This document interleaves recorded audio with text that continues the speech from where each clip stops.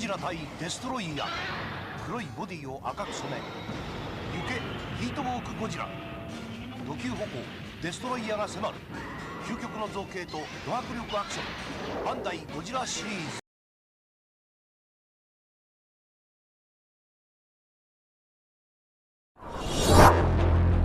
Their aura is unequal.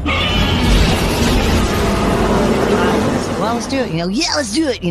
Or whatever. And make it a little more raspy, and I follow directions. Their contents are legendary. That little sheet you see is his concept drawing. Their attitude is embraced. Tune in to one of the most up-and-rising kaiju-sized groups within our community. So go ahead and watch all of their creative content, including that of the Raw Attitude live interview, where they have special guests ranging from actors, directors, toy creators, artists, and many, many more. You can also find them on multiple of other social media platforms, ranging from Instagram, TikTok, X, Facebook. You could even sit back and watch your favorite classic monster movie and even watch us go through one of the most iconic games on Twitch. Featuring your hosts, Eric Stope, Adrian Settle, Joe Myers, Samson West, Jordan Adorno. They are the Monsters with Attitude.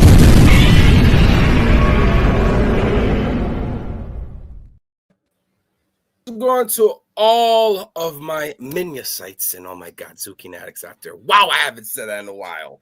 But if y'all didn't know, it's your boy Jordan the Don Adorno. And if you did not know, I will be hosting this beautiful, well put together monthly show commemorating 30 years of Godzilla versus Destroyah. I don't know if anyone in the chat is aware, but this is probably one of my all-time favorite Godzilla movies, hence the reason why I'm hosting it. And what better way to host it than to host it with none other than these beloved gentlemen. Maybe not so much Joe. I'm just kidding. I love Joe just as much as I love you. So, right over there. Hi, buddy. It's none other than the bearded kaiju himself, Eric Stope. What is going on, buddy? What's going on, man? Yeah, I'm excited here. I am freaking adrenaline ridden and hopped up on a lot of caffeine right now. I don't know why, but I am ready to run through a brick wall right now. So let's freaking do this shit. I don't know why, but yeah, let's go. Well, I don't think I want you to running up against any type of brick wall, buddy. You might get concussed, so we don't want that. We don't want that anytime soon. And right below him is this guy right here. He's a conductor, believe it or not, of specifically a Godzilla train, Mr. Godzilla Train 1090, Mr. Settle. Adrian, how you doing, buddy? What's up, Kaiju family? I'm doing wonderful, Jordan. This movie has a very interesting place in my heart, but we'll get more into that in just a second. But I'm looking forward to talking to you about this with you boys. Let's do it. And right below me, right below me, he tends to like to, go low on me. And so this is why I got to mention him last, because, this is so much love, so much aura that spills out of this man since he is married to all these crazy kaiju. Mr. Joe Myers, how you doing, buddy? Man, I am blessed by the absolute best. Merry Christmas to everybody here and in the chat. I love you all. Thank you for joining us. What a great day, considering the monsters of the Midway, the Bears, beat the ass of the Packers last night.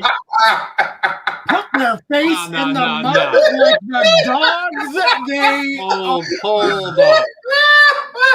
Hold up. Beat that ass Hold like up. a government mule. Hold up. Beat the brakes off Hold that up. old ass Everybody car. Stop the show. Stop the show. One, he's not even a football fan, so let's get that straight. He's not even a football fan.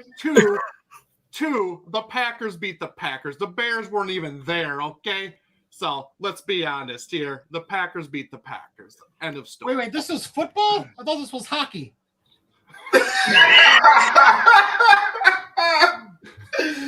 I was about to say, I don't ever recall Joe ever talking about football. I was mind blown just for a few seconds there. I mean, don't get me wrong. The Bears are doing very well this year. So call me a bandwagon fan or whatever it's called, or a bellwether fan, whatever it's called. All the above. I'm a fan of local teams that do well. I wish them the best. I grew up a Sox fan, but like if the Cubs are doing good, more power to them, things like that. So, yeah, I'm not. I just like talking shit to Eric because everything about Eric sucks. So, well, I'm gonna definitely rub up on all that positivity for next season for the Yankees to win because, yeah.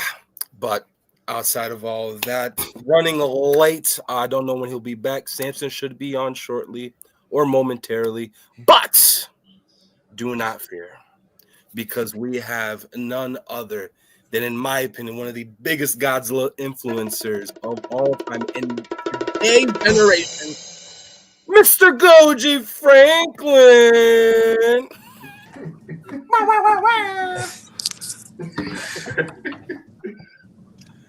What's going on, my brother? How you doing today, bro? Hello. Good. My audio is gonna here because my connection's kind of. But Goji, you sound like a robot. Bye, Goji. It started sounding good towards the end, and then it just got cut off. But for all of our viewers, trust me, Javante will hop back on. He's actually currently on his way to the hotel, where he'll be present for the most time. He's actually in California, spending time with family.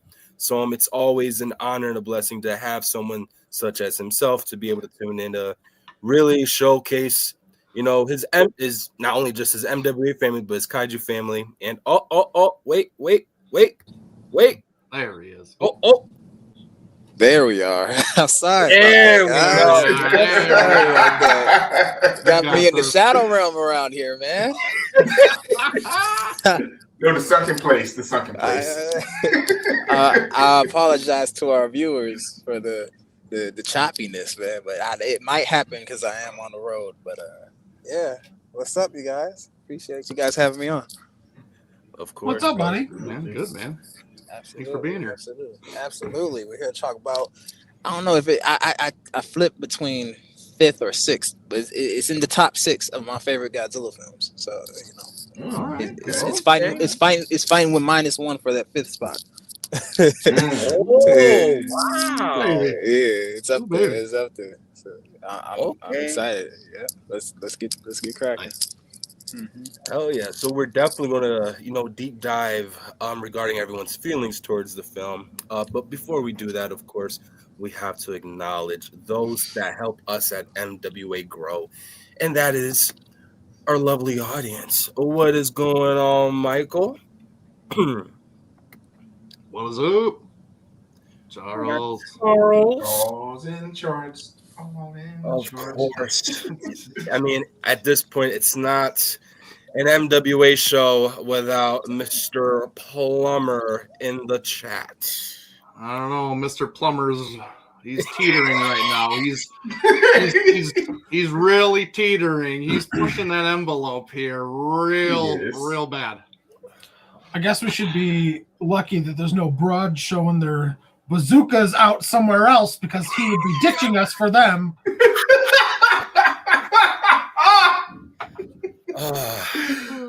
It is okay, Nathaniel. This is all nothing but love. Hey, listen, these boys wouldn't love you as much as they do if they didn't have the courage to bust your balls. And even though I think you might like that, That is true. So yeah, it's all love, brother. So it's always amazing to have you on. We got Larry. Larry Legend. Larry, what's up? Larry. Team Rod. Team Rod, let's go. We got DJ C. Hey, DJ, yo. what's going on? Hey, and DJ just joined our Facebook group, so that's awesome. Great to see you in there, man. Post away, man. Post away. Yes. And of course, one of our finest moderators in Oscar Solis, the Monster vs. Simp Pimp. Of course, we got to have Monster Kid Corey also on It's time. Hell yeah.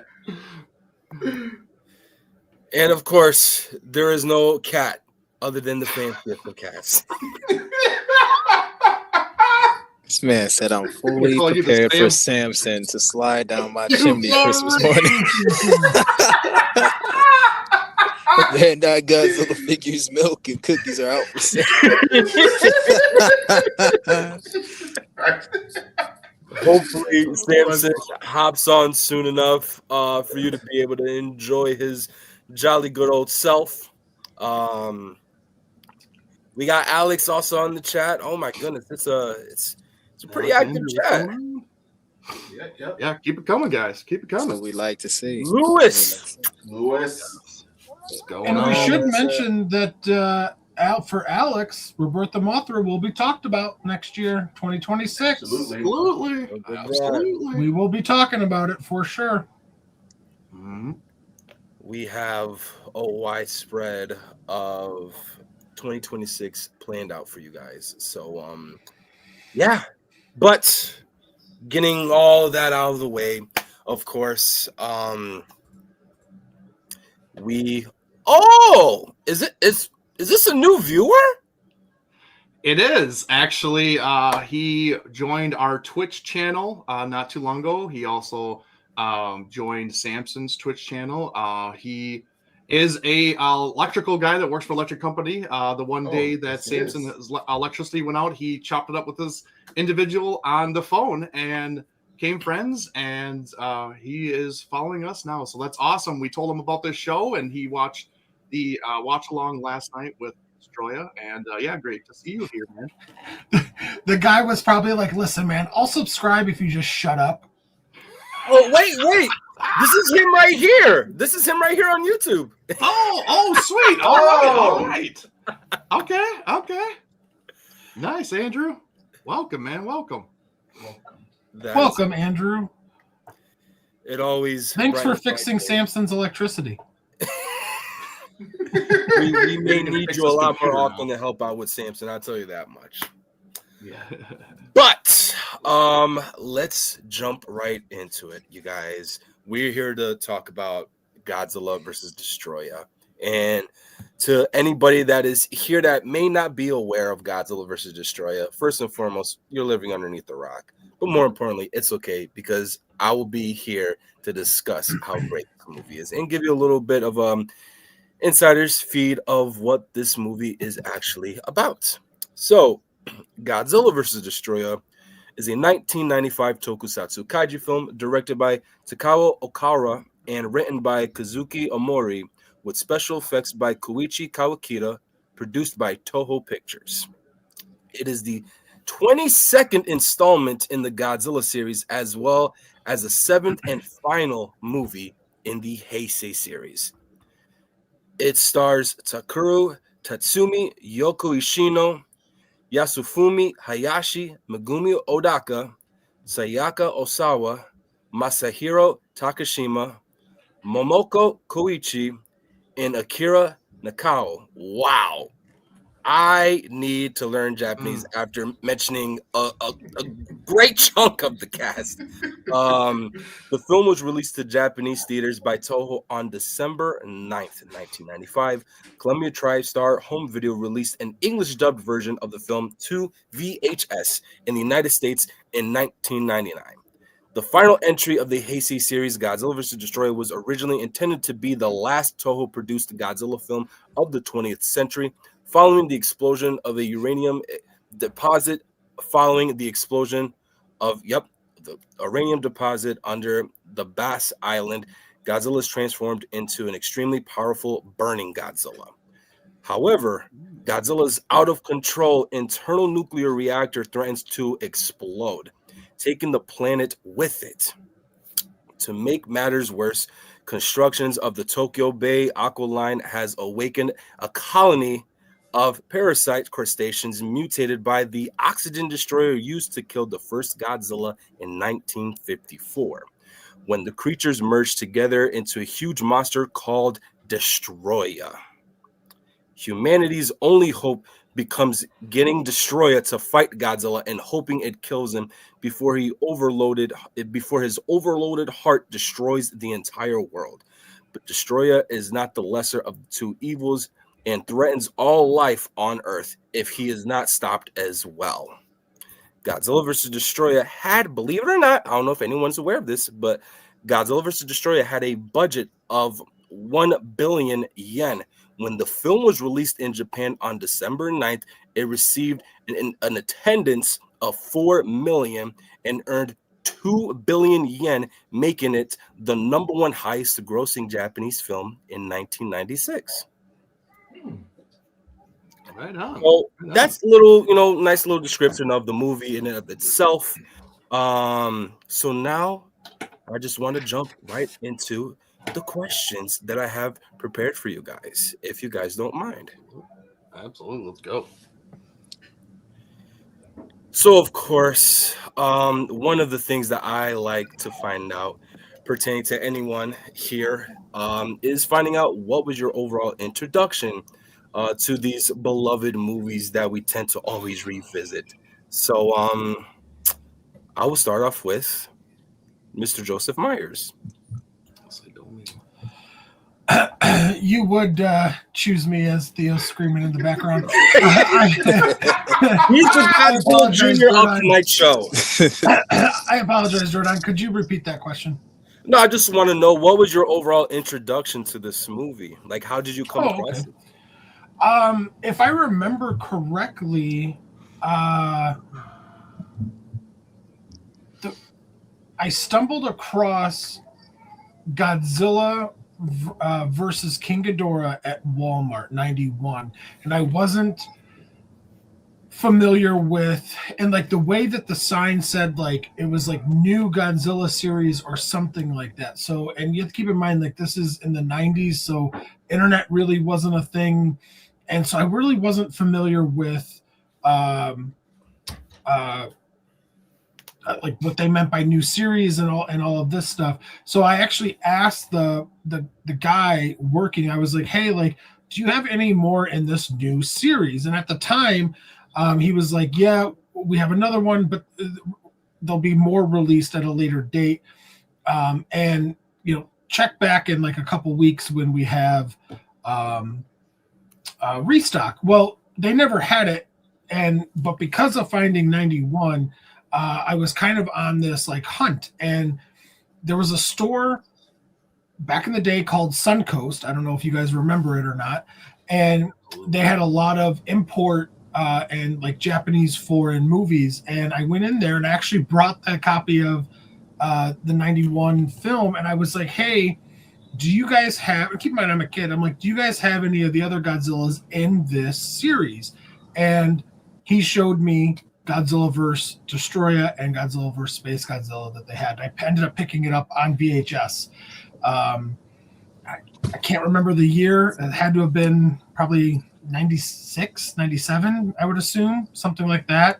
And yeah, just been in love with it ever since. Wow. I was only 2 years old in 97. Wow.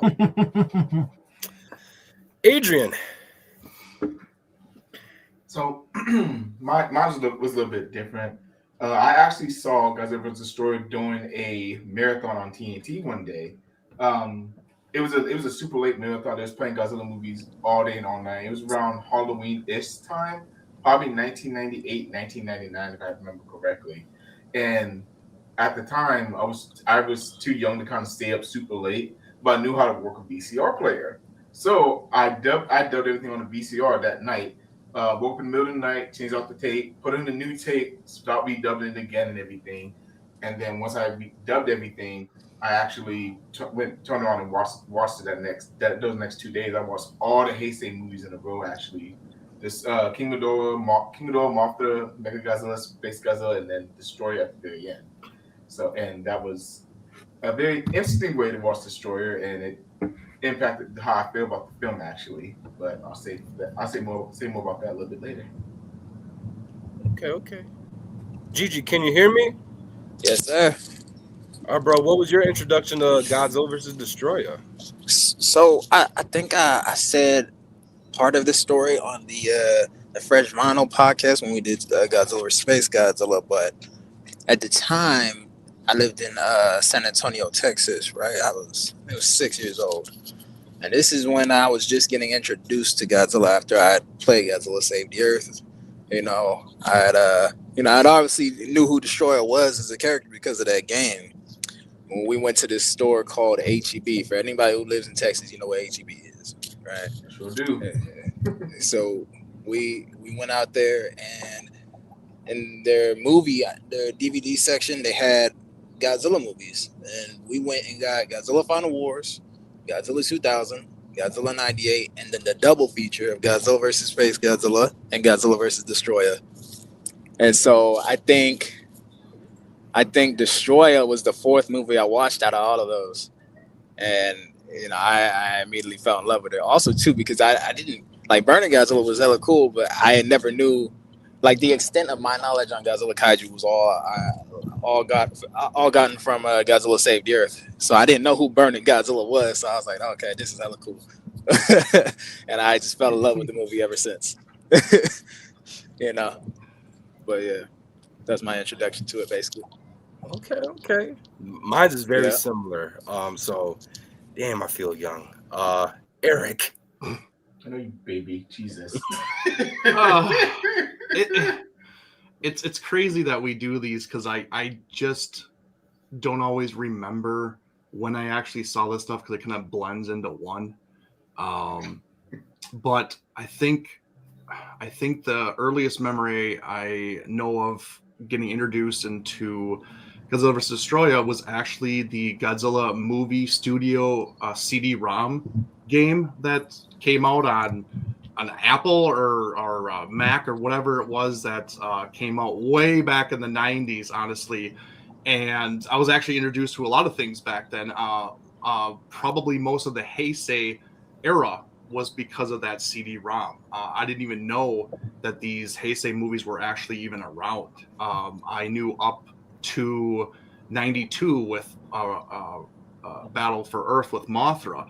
After that, I didn't know there was other movies that had been released. And actually, in that CD-ROM, there was a portion where you could kind of make your own movie. You could take clips from different movies and put it together, and it would kind of splice it into a little reel kind of thing. Well, some of the clips were from Mechagodzilla 2, Space Godzilla, and Destroyer. And I saw this stuff and I was like, wait a minute, where are these movies and why haven't I seen or heard about these things at all? So seeing that and just seeing these clips, I literally watched all of those clips in a row for each movie just to kind of get the gist of what these movies were about and kind of just see footage of them. And obviously one of them was Destroyer. So that was kind of my first introduction to actually seeing Burning Godzilla, to seeing Destroyer. But I had not known that Destroyer was supposedly the last Godzilla film, honestly. Until later on, like Joe mentioned, Suncoast. Suncoast was a big portion of my childhood. It was in my local mall, and that was like the store that I went to all the time. Like I was introduced to Ultraman from Suncoast and just seeing all these really cool physical media movies all around. And actually at Suncoast, I had found the VHS of Godzilla versus Destroyer. And I flipped out, man. I got it there. I think it was at that time, it was probably like $40 for a VHS, which is absolutely mind-blowing and ridiculous, mind you. Like, I understand, but like, I didn't care, you know? Like, I was like, oh my God, I've never seen this film. I need this film. And that's how I was able to watch this movie for the first time, was on VHS. And I actually, till this day, still have that very VHS in my collection. And I'm so thankful I still do, because I would have been kicking myself if I got rid of all my VHSs. But luckily, I still have it. But yeah, that's kind of what I remember on being introduced this particular movie. So, Suncode, that story is it's basically like an FYE, right? Yeah, but like, it didn't have any music media or nothing like that. It was all straight just movies and memorabilia, and that was it. That's all it was. It was just strictly like movies and stuff like that. But it didn't have, we didn't really have that music presence kind of thing with CDs and all that kind of stuff, or even downloading anything. So but yeah, that was kind of the early stages of what kind of FYE turned into, and kind of what was after the fact. So wow, that's a unique way of getting introduced to a movie like this. Dude, yeah. Samson, well, first and foremost, thank you for hopping on board, Samson. So yeah, we had a crap ton of people asking about you. Some even fantasized you going down their chimney. I won't say who. I'll also tell you that it's wait, shocker. Where's my hat? But I'm actually glad that you're able to hop on right at this moment, because me too. You can thank the laptop for that. No problem. I can't just have a normal laptop. I have to have a gaming one that has to update and all the software and hard drives and anyway. Yes. All right. So introduction. What does this mean? What are we doing here? Yeah, I just want to know, what was your overall introduction to Godzilla versus Destroyer? Okay. So mine, I don't know what y'all's are. It might be similar, but it is. I went ahead and snagged this ahead of time. This double feature DVD from back in the day. When Blockbuster was going under and they decided to start selling off all their stuff, that was one of the discs that I was lucky enough to snag from Blockbuster. And I guess that was in the very early 2000s. So yeah, I guess like 2001 or 2 is when I saw it. I might have played the GameCube game before I saw the movie. So I think my introduction was actually the game, Destroy All Monsters Melee, playing as Destroyer. Like, whoa, what is this demon giant thing? And then I saw the movie and it was like, oh man. So that's kind of my short story. Blockbuster closed down, and I was able to snag that and a couple of their other DVDs that nobody else snagged. So yeah, I got lucky. I snagged the Godzilla stuff before anybody else could. Look at that. And the Samson Simps hop on the chat. Everyone simps for Samson. All right. I'm Santa Claus. Let's hop on to the next topic, shall we? Story. So just basically the overall story is very self-explanatory for those that are already in the loop. I guess my question pertaining to the story is, was this a story that you were able to follow up with well? Would you consider this story to be top-notch compared to all the other previous Heisei Godzilla movies? I will start. You know what? Since you caught my eye, Samson, and you just rewatched Godzilla versus Destroyer, I would like to ask you first. Of course, this is what I get for being late. Yep. Man, yeah, man alive. I hadn't seen this in probably over a decade until last night, and yes, Sean. Yeah, it's crazy, but no, I enjoyed the hell out of it. I as a not humongous Heisei fan, this movie with the huge tie-in and continuity to the original film, because we have oh my god, what is the actress's name from the first movie, comes back as the our lead girl from 54. 54, yep. With her coming back and kind of like her family tree being the main characters of the film, her nephews and stuff. But the tie-in to the original film was great, and the emotional impact of this being the quote-unquote death of Godzilla, and just relating to the oxygen destroyer being a monster, taking what killed the original Godzilla and turning it into a creature. It's wild and outlandish, but not as much as the other previous films. Because, I mean, come on. 91, you got time travel. 92, you got these mythical little fairies and a giant moth and batch. They're a little too outrageous in a way. I know that's coming from somebody that likes giant monsters and shit, but this one was almost a little more down to earth compared to the other Heisei films, and it had a lot of emotion and impact. I shed a tear. I did not have shame to say that. It absolutely happened. Towards the end of the film, I felt it go down my face, and I didn't even wipe it off. I was just like, "Yep, there it is. That is a tear for the stream for all to see," because it's a heavy hitter seeing the end of this, and I think it's great after all this time seeing it again. So I think that's what makes it so much more impactful with the ending of the film, the way that it went down. So yes, I actually do enjoy this movie as a whole, and I think a lot of people can say it's the strongest of the Heisei films because of the direction that they went with the quote-unquote death of Godzilla, which didn't last that long until 1999 when he came back. Okay. Joe? Yeah, I mean, there's not much else I can say that Samson didn't just say. It's I actually liked the story. I thought it was a great mesh of tying in from the original and the whole story, from beginning to end of the movie. You're like, okay, Godzilla's dying, and you're wishing that he isn't and won't, and you're hoping that they come up with something at the very end to save him or reverse the burning. The whole time you're just hoping that Godzilla can reunite with Junior, and Godzilla actually being sad at Junior's death. I loved it. I thought the story had a lot of real serious aspects to it, emotional aspects to it, and at the end with Junior rising back up to carry on the mantle, it's epic.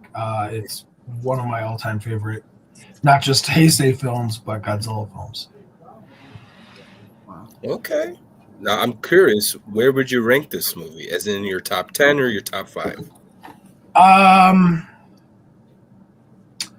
Probably top 5. Okay. Yeah. You want me to answer that too? No, because we already know how you feel about the Heisei era. So wherever you rank this movie, I'd have to take with a grain of salt. I'm gonna hover between top 10 and top 15. I should say that's where I stand. Okay, on to the next. Gigi. Yes, sir. What are your overall thoughts on the story of Godzilla vs. Destroyer, and do you think that this story in particular tops and triumphs the rest of the Heisei era Godzilla movies? Yeah, absolutely. I do think it tops the rest of the Heisei series. I think it's the best of the Heisei series movies. I can tell you that. Like number one, and I love it. I think it's a phenomenal story for the story of Godzilla. And you talk about you bringing back the weapon that killed the first Godzilla, but in the form of a monster. You bring back Godzilla's son, and him being a victim of that same weapon that cannot kill this Godzilla. Like there's a lot of depth and messages in this movie. And it really makes it like probably one of the most well-written, compelling stories, not just in the Heisei series, but in the Godzilla series as a whole. We see the death of Godzilla. That was a big thing, right? That was a huge thing. That was on newspapers back in the late 90s, I think. That was as big as the death of Superman. Special effects, everything about it is really, really nice. It's a really wholesome movie. It gets you in your feels. It gets you on your feet. I had the pleasure of watching it at G-Fest this year. at the Pickwick, and that was just to get that theater experience. It was amazing. It was truly amazing. So I really appreciate this movie for what it is, for what it did to the franchise. And I definitely rank it as definitely one of the best Godzilla movies out there, but definitely the best of the Heisei series too. Wow, well, I mean, you shocked somebody that's right below me, so I'm gonna ask you next, Eric. Oh boy. Unfortunately, this movie is actually ranks in the lower half of my Heisei movies. This story is basically a love letter to the original 54. Like in essence, honestly, you could call this almost like a sequel, because they took a lot of things directly from 54 and just kind of put it right into this. So the story itself wasn't super original because we had already known the past. We have already known these characters. We knew about the Oxygen Destroyer. We know about the history and stuff. So they just continued on with what was already established. Okay, so that's kind of how I feel about this movie. It obviously it had the death of Godzilla. I get that. It's a very serious thing. And it really was. But it wasn't, they had an original kaiju, but it wasn't like crazy original. So it's kind of more lackluster for me. It didn't wow me in any way. It was nice to see, the homage to the OG, but other than that, the story just didn't do it for me. And it's partially kind of why I don't watch this movie as often as, say, the other Heisei. Obviously, the other reason is maybe I'll save that for later on in the stream, but for the most part, I didn't think the story is very compelling and a little slow for my liking, honestly. So it's, like I said, it's in the bottom, either the bottom or the second to last Heisei film for me personally. So. Wow. You broke me. You broke me. I'm shocked with the statement that he didn't think Destroyah was an impressive kaiju. That kind of left me in the dust. So we'll definitely deep dive into that topic as the stream progresses. All right. So the floor is all yours, Adrian. The story is mid. That's what the story is. It's granted, everything with Godzilla was done perfectly, but the story as a whole, to me, was honestly just it was mid. Honestly, nothing really impressed me about it. Nothing really grabbed my attention about it besides Godzilla's death. But if that wasn't the theme of the movie, I wouldn't accept that from any other movie in the Heisei era. Why should I accept it from this movie? So yeah, that's honestly how I feel about the story. It's just mid to me. Wow. So, is it safe to say that maybe our biggest Godzilla versus Destroyer haters are the two right below me? I'm gonna leave. Y'all were expecting that from me, right? Isn't that what y'all were totally expecting me to be the? I need an adult. I don't like this. I love the movie, man. I'm gonna sit here and ride for it. That's right. All right, Goji Franklin and I are going to be the ride or dies this stream because man, I love this film. Hey, we all are different. We all like differently, and we ain't gonna like the same movie. So it's like if you like it, you like it. If you don't, it's okay to say you don't. We're not gonna please everybody, and that's okay. I love the character as a whole, but just some movies just don't appeal to me at all, and this is one of them. But along with what I said, like I said, there's another reason why I don't like watching this movie, and it's kind of hard to watch. But obviously, like I said, I'll get to that later on. I hope Santa puts coal in your stocking. Come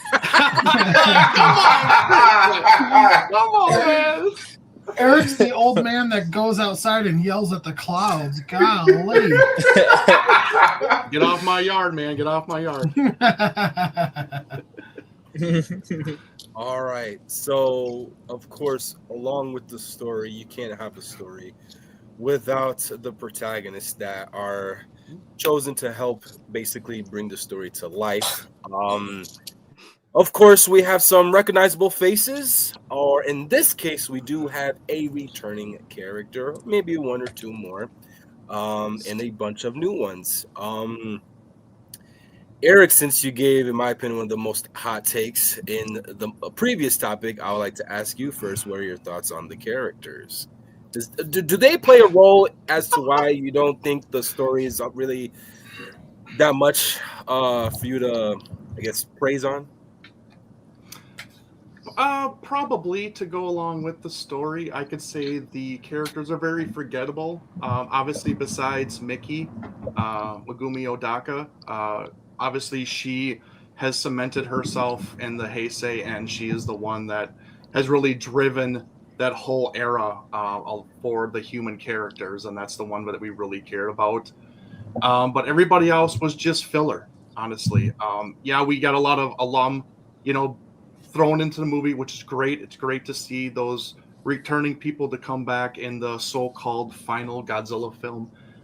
But it's just nobody really stood out for me, and they just kind of were just there to try to get the story moving along. And they had so many characters that you couldn't even focus on one particular one or two particular ones. Like not one other than Mickey was like a dominant character, and and even that, they just kind of didn't.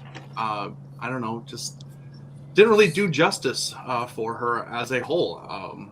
So it's just kind of it's just kind of they're just kind of in there, and then whatever. But I mean, I will say, on the other side for the kaiju, I think really this movie was more about the kaiju, and it was really obviously more against for Godzilla.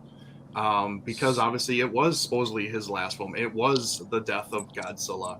They promoted it that way. So I think it was supposed to be more focused on the kaiju, on Godzilla, on his story, on his offspring, and obviously his foe in the film, on what could stop Godzilla and all that stuff. So, but yeah, just the human characters just didn't do it for me. But overall, the kaiju side was good. Honestly, I think and feel that this movie, besides maybe one other one, had and shown the most emotion from Godzilla out of all Godzilla films. Honestly, we saw a different side to him that we had never really seen before. We had gotten glimpse of that kind of stuff, but this is where it really kind of hit the heartstrings, and you felt for him, and you could feel for him with his agony and his heartbreak and his sorrow. It was just on a different level. So yeah. Javante, what are your thoughts on the characters? So I wouldn't say like the human characters are forgettable. Maybe they have forgettable names, but most part they do their part really well. It's some pretty good acting in this movie from what I do remember. And Mickey has a nice stellar performance in the movie as well. With her connection to Junior and Godzilla, and that raises the emotional stakes that the audience can have, because we know what's bound to come for the death of Godzilla and Extension Junior as well.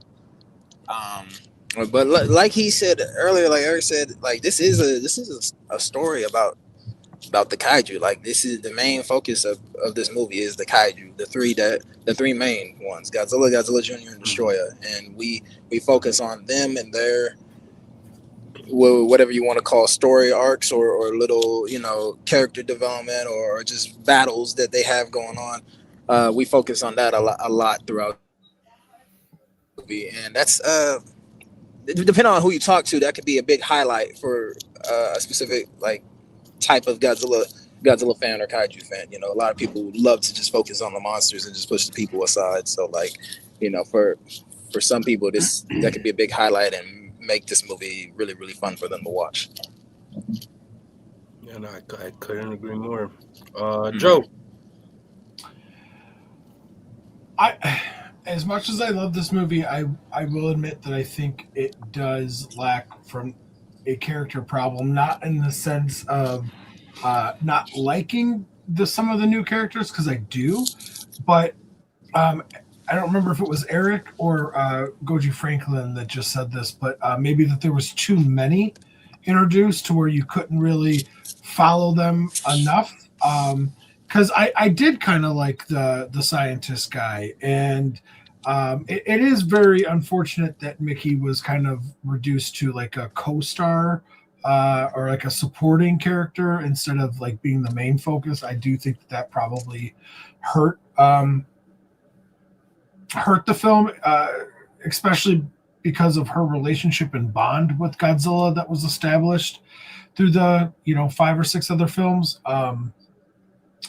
But yeah, I think it more so suffered from not being able to spend the time that it needed on each character. But I still really like this film. Samson. Eric and Joe stole what I was going to say because they kept introducing main characters back to back to back. So and Joe said it best, we couldn't really focus on one main character because we kept getting too many. First we got the college kid, and then we got the scientist, and then we have our news reporter girl here, and then immediately to this direction, the second psychic to play along with Mickey throughout it's like too many characters kept getting introduced as the main character of the film, so it was hard to really focus on and like. And Joe, I'm trying not to repeat what you said. There was no character that was really in the limelight the entirety of the film. We kept bouncing back and forth between characters, and yeah, forgettable is I think what Koji Franklin said. It's like yes and no, kind of forgettable because we didn't get to spend as much time as we needed since we kept having to bounce back and forth between the character arcs of the ones that kept getting introduced back to back to back. Yeah, forgettable is a good way to put it because it's like they didn't really stand out long enough throughout the film since they kept bouncing back and forth between the story of the characters. Yeah, I'm going to stop now before I'd say anything dumber.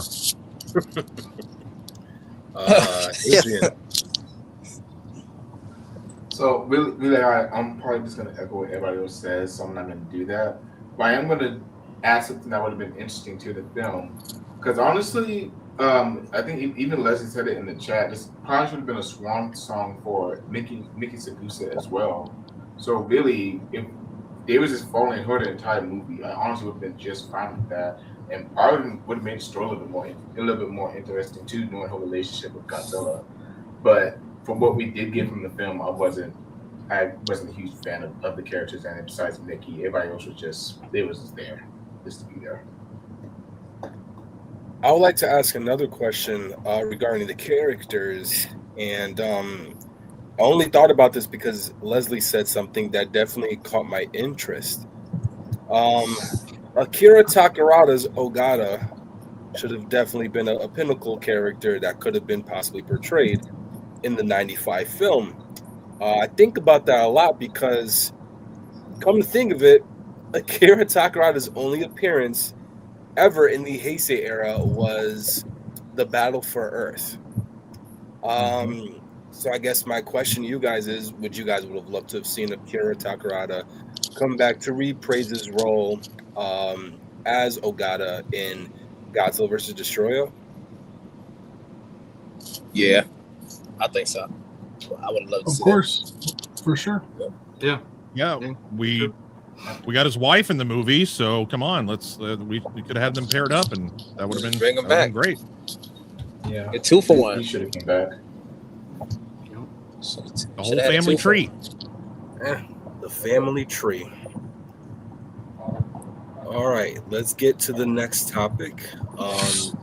Thank God I stopped you guys regarding this specific topic. The kaiju. Oh man, what is there to say about the kaiju? A lot of bright colors, a lot of red, maybe some hints of orange there, but Yeah, red was the predominant color of this movie. This movie was basically made for MWA to exist since our logo is literally black and red. This is that entire movie. I want to start with, you know what? Adrian, I'm going to start with you. What are your thoughts on the kaiju? And with that being said, what was also, or who was your favorite kaiju in this entire film? So of course, like I kind of touched on earlier, guys, it was absolutely perfect in this film. We saw we got a lot more of Godzilla as far as personality wise than we've ever gotten before. So that was definitely incredible about Godzilla in this film. Godzilla Jr. Still warms my heart. He's my favorite Godzilla offspring, honestly. Watching him grow up, fight Destroyer, and watching him and what happened to him was very heartbreaking. As far as Destroyer, though, he's honestly the biggest reason why I have this film as low as I do on the heisei list, and I guess my Godzilla list too. He was underwhelming, honestly. Like, I definitely get that the focus was that Godzilla was dying, but I feel like pretty much every other kaiju in the Heisei era gave Godzilla a more of a run for his money. Well, besides Badalanti, gave him a run for his money more than Destroyer did. And I'm strictly speaking about the Final War Destroyer. His aggregate form and flying form, he actually did. He was actually pretty cool against Junior, going toe to toe with him. But the final form of Destroyer and what we got was extremely disappointing. And Destroyer as a whole is probably one of my most disappointing kaiju that exists. Wow. That's interesting. That's a statement. Javante, what do you got to follow up with that? You know, I'm giving it a great deal of thought about this specific topic over like the past 14 years. You know, so all right, I'll get to Destroyer in a minute. But what I want to say is that Godzilla and Godzilla Jr. were perfect in this movie. Design, sound wise, characterization. You know what I mean? Like they're absolutely perfect. I love how they moved. I love how they interacted with each other. I love how they fought. I love how they expressed emotion. And this is, like I said, it's one of the more emotional Godzilla movies. So I think, like, you know, the suit work in this movie was impeccable. It was really, really nice. You know, some great cinematography around the monster fights, the battles. You know, that scene where the aggregate destroyer is jumping on top of Junior. That's dope. That's a dope scene right there. I like that. Or you know, you got Destroyer wrapping his tail around Godzilla's neck. You know, them bodying each other, knocking them over. You know, it's some good camera work in this movie around these kaiju. We get some good angles from them. But yeah, no, I absolutely love Godzilla. Godzilla's my favorite in the movie, obviously. But I really love Destroyer as a kaiju. And Godzilla have. Oh, what you gonna say? You say something? You sound robotic again. I think you might be hitting a dead zone on the highway there. Okay, hold on. Is this better? Yeah, way better. Yes. Yeah. Okay, my bad, guys. Sorry. No, you're good. But yeah, no, Destroyer, he's like split between him or him being the strongest monster, right? That a lot. I think what Destroyer is meant to be. Also, please interject if I go out while I'm talking. No, you're good. Interject if my connection goes out. But I think what Destroyer is meant to be, I kind of harked on it a little earlier, is that he's supposed to represent the oxygen not working on Godzilla again. You know, I think he's supposed to be like, oh, this is the one weapon that worked on Godzilla in the past. Let's try it again. Again, you know, the one that you're breaking he's up. Stronger again. than that. No matter how many times Destroyer eat. Oh, I'm breaking up again? No, not anymore. It keeps on going like on and off. All right, hold on. 1 second. One second, guys. Sorry about this. Hold on. Let me add this right here. Let's see. Tell me if that's better. Is that better? Yeah. Yep. Yeah.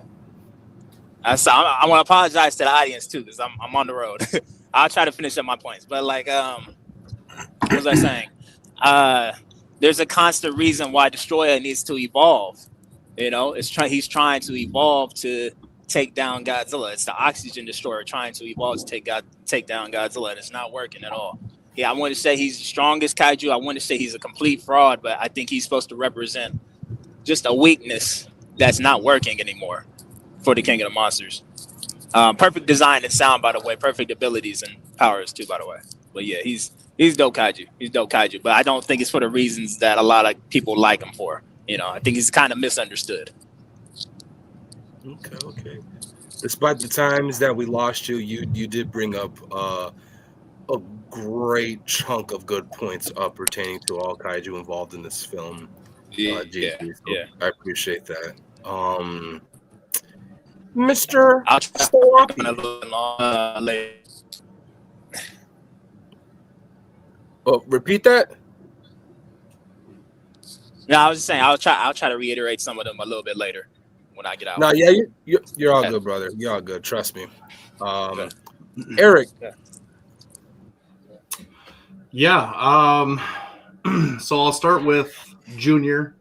It was nice to see the evolution of, Godzilla's offspring. I think that's kind of a no-brainer, just for the fact that we got the lovable, the cute, the dopey-looking Godzilla offspring for so long that we actually got a semi-adult looking Godzilla, which was really cool, really nice. So I did dig that. Godzilla, it made sense. His overall look, his design, it made sense. It is one of the most unique looking Godzilla suits, and I think it's one of the most popular Godzilla suits there is out there. Case in point, they make toys and figures of this thing like crazy, and they are not going to stop. And rightfully so. It's people love this design. It's different and it's unique. So I get it.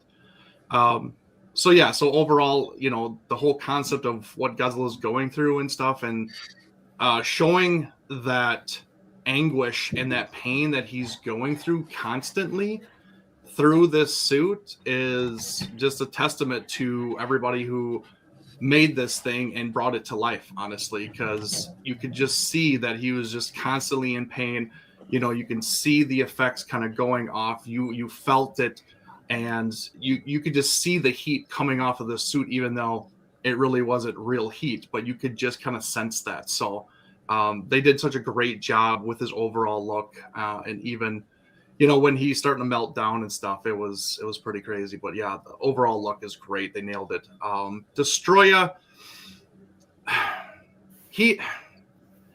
I wanted more. I wanted more for what Godzilla's supposed last villain was going to be. I wanted this because he was way bigger than Godzilla, and at the time, this was Godzilla's biggest form, his biggest size he's ever been, his strongest. Now, I give props to Destroyer.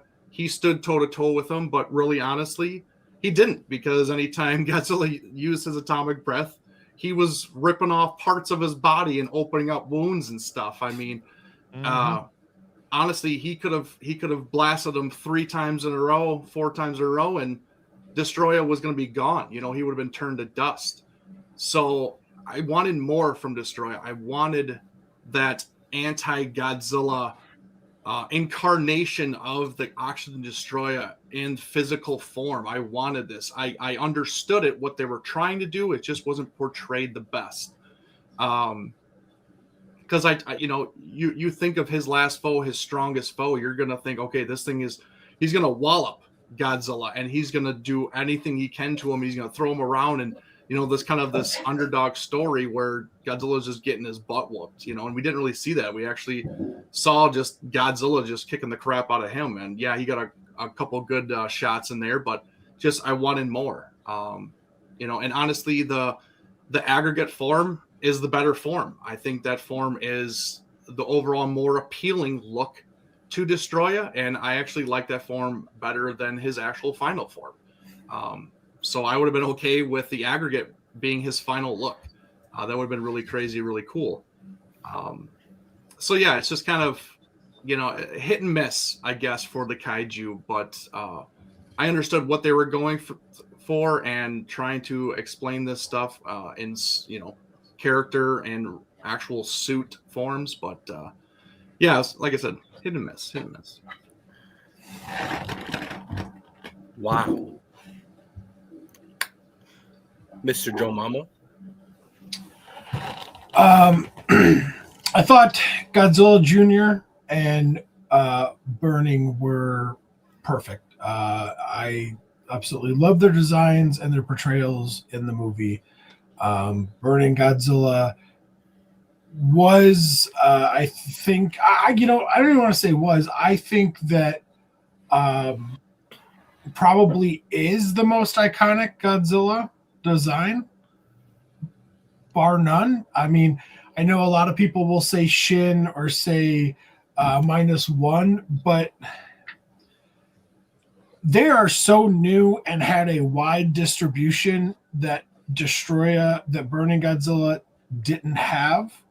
And for people to still recognize that, I think it goes to just the character itself, the character of the character, and the way that it stands out and stuff. So I think that Burning Godzilla is truly iconic and perfect.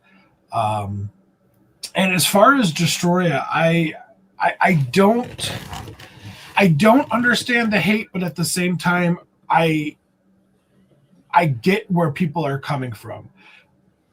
Because Destroya is supposed to be, or was at the time, supposed to be the final villain, like this literal devil-looking, Lucifer, fallen angel, the red dragon, Baphomet from the Bible-looking creature, or Moloch, or whatever demon you want to mention from the Bible. This thing freaking looks like it, right?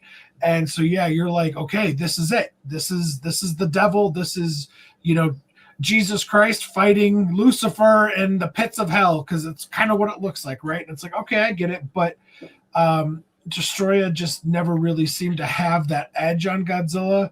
But I don't blame Destroya for that, for two reasons.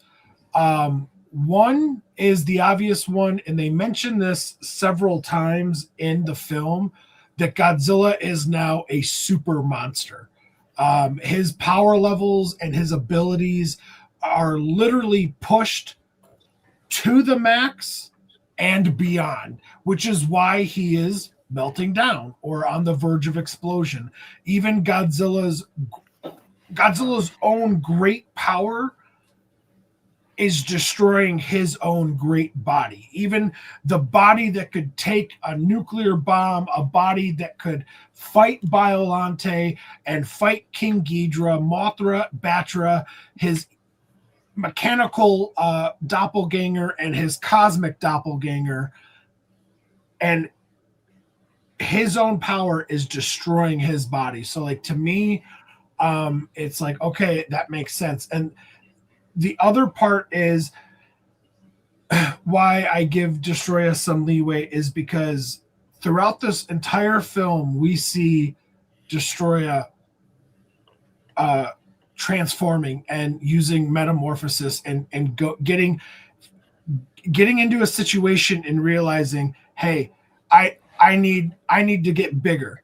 Hey, I need arms. Hey, I need to fly. Hey, I need to walk. Hey, I need a combination of all of it, which is the final form.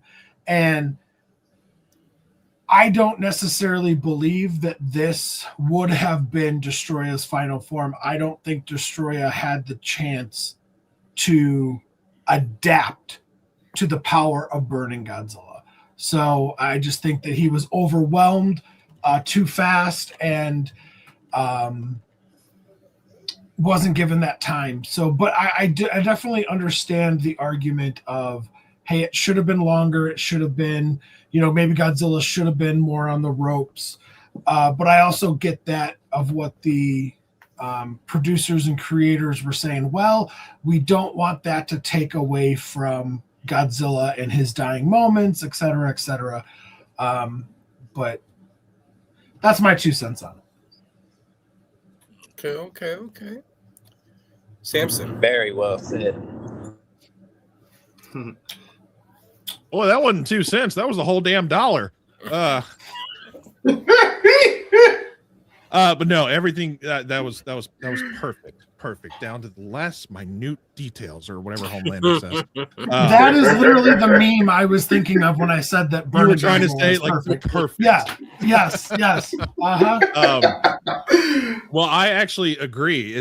That's one of the reasons why the only X Plus Heisei Godzilla that I have is the Sakai of Burning Godzilla. It's the only Heisei.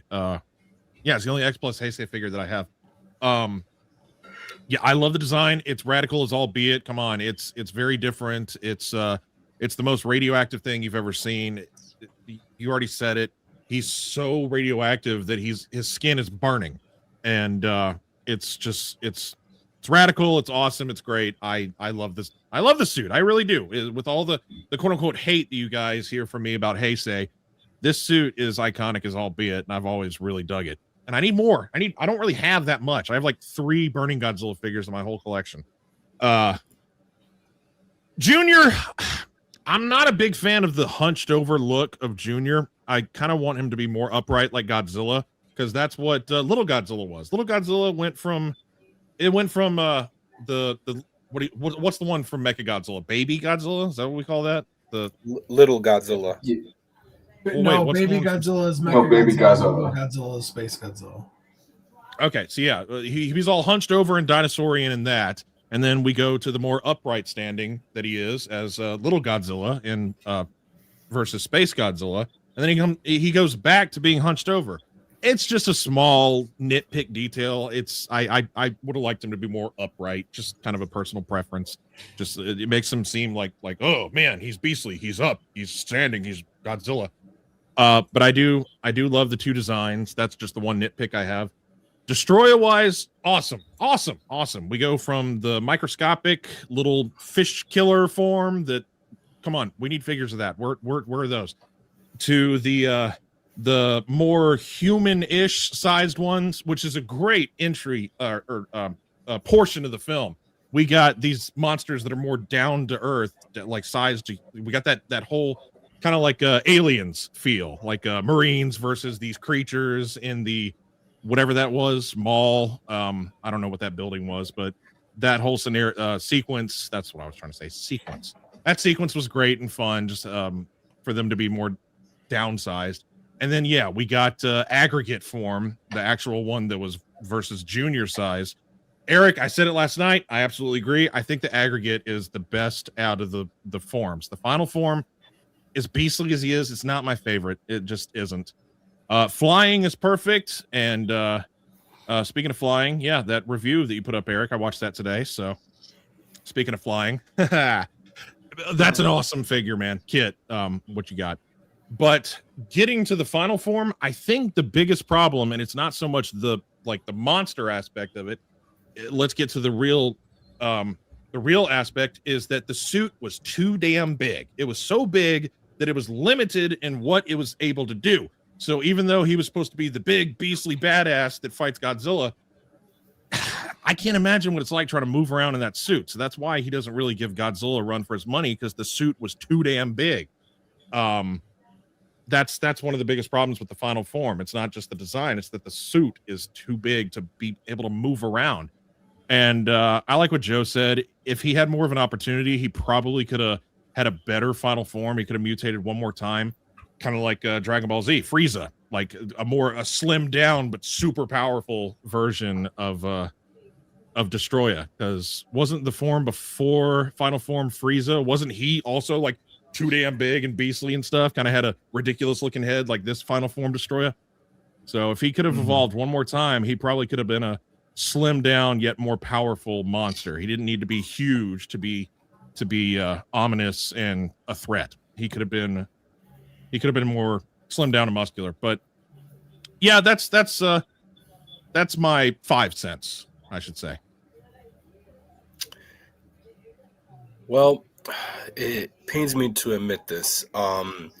So I believe somebody in the chat brought it up. I think Adrian, you also had touched base on this.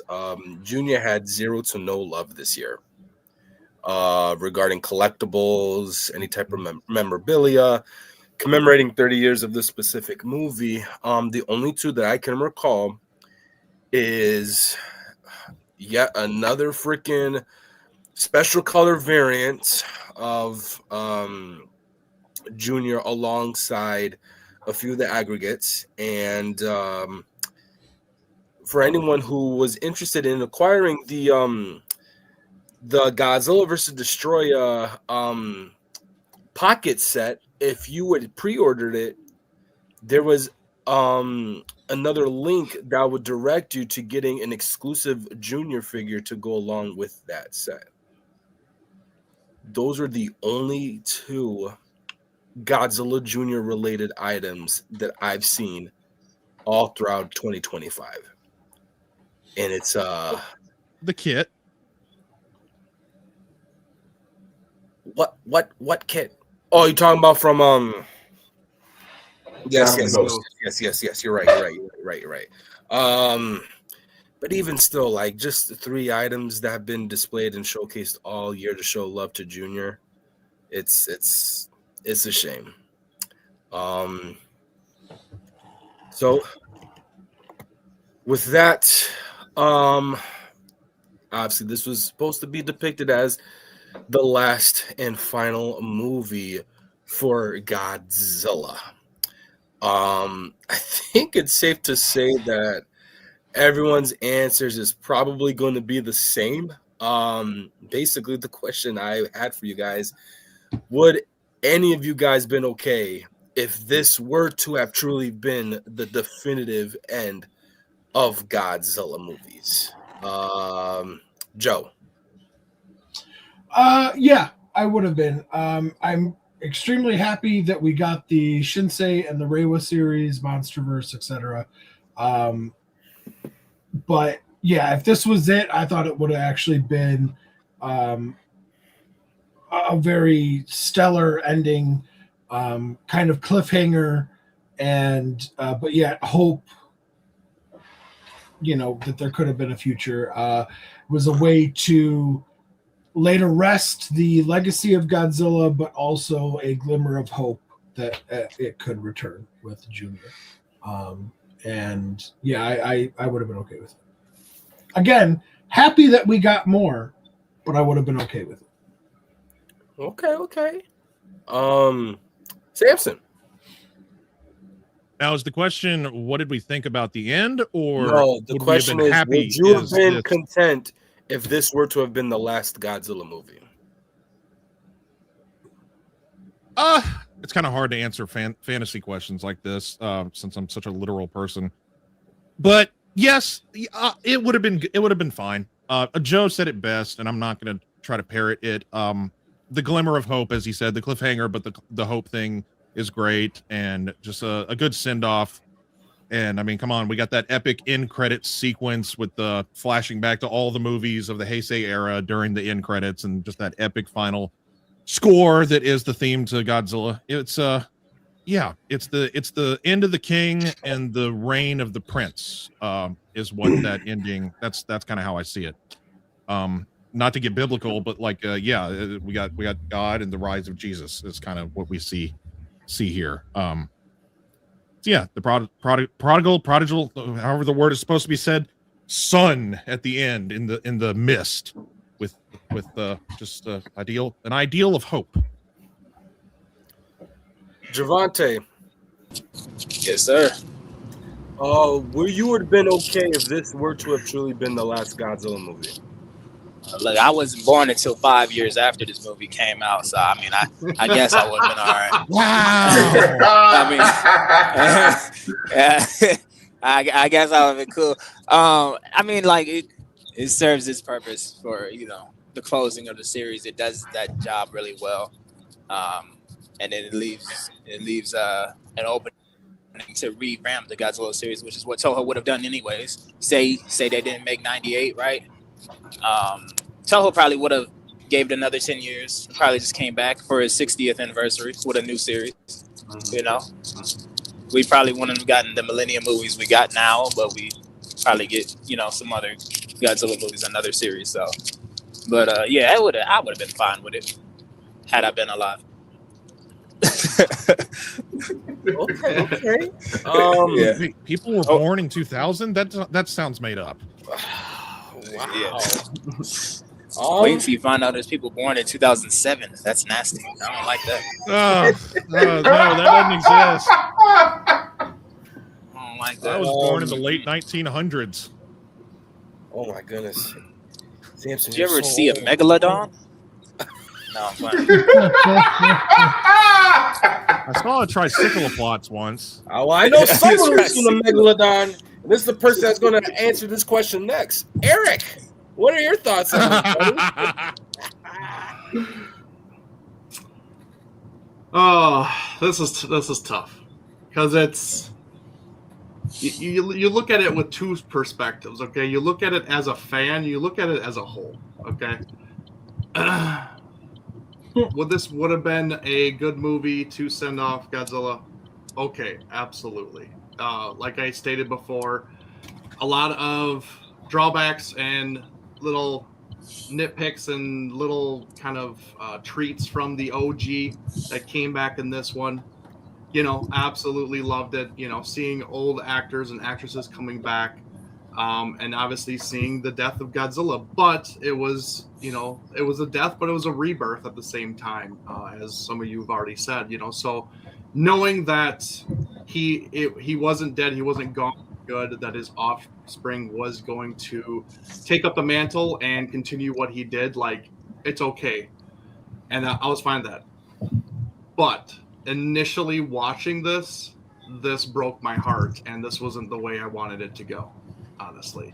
So as a fan, as someone who was so immersed into the character, into this era, into this franchise, this is not how I wanted it to end, or what I would have liked it to end at all. So it just kind of depends on how you kind of want to spin it. But as a movie, as them trying to stop the film or the franchise and just kind of cut it off and maybe start anew, yeah, absolutely. Okay, it made a lot of sense, and they did it justice. They did him justice. They you know, they did everything right, I think, for the most part, and you know, and obviously they did, because it hit a lot of heartstrings and a lot of serious feelings and emotions, and they portrayed it perfectly through the film. So they definitely they did it right for sure. And last but certainly not least, Adrian.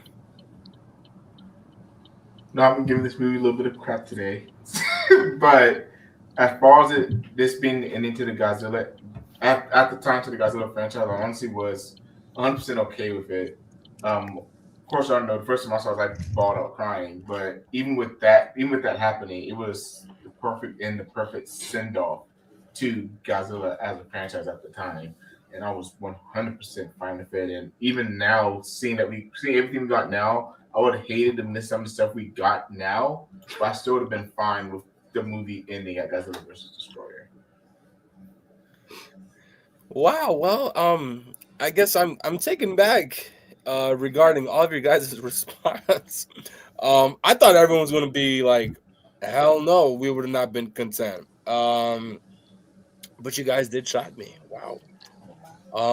So with that, this is a topic I want to revisit that I brought to everyone's attentions, specifically that of Eric's and Adrian's, during last year's Godzilla versus Space Godzilla show. Who was taking all the gold? Who was taking all the glory? Hold on. Now this is my expertise. This is why you brought me on here. Huh? This is exactly why you brought me on here. I done got in so many battles with people on Twitter, Reddit, YouTube, Instagram, TikTok. It's cool, bro. So now the question lies: I don't want to ask who will win, Space Godzilla or Destroya, because I asked that last year from our Space Godzilla show. But what I would like to ask, who do you guys feel like played the more menacing villain for Godzilla between Space Godzilla or Destroya? I'll go with Joe. You always go to me first. Who was the more menacing villain? That's tough because I could see the argument both ways. But,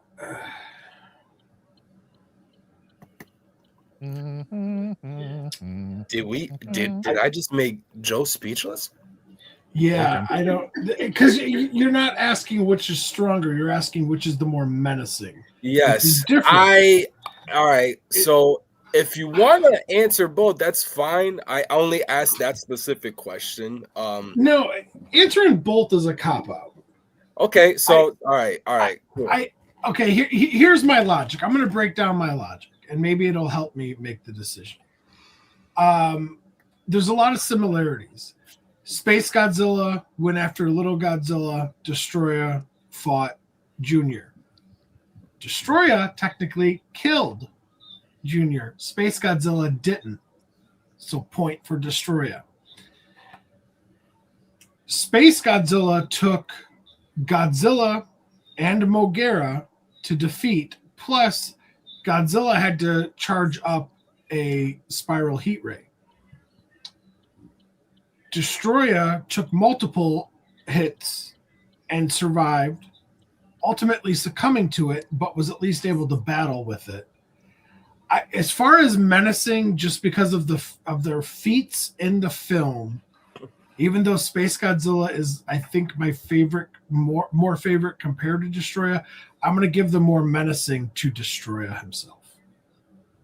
I think he did more damage, caused more heartbreak, and honestly, his reveals in each different form was a little bit more like epic than Space Godzilla's. Okay, and listen, Javante, I don't know if you know this, but this is also coming from a Space Godzilla fan. Joe in MWA is probably the biggest Space Godzilla head that we have here.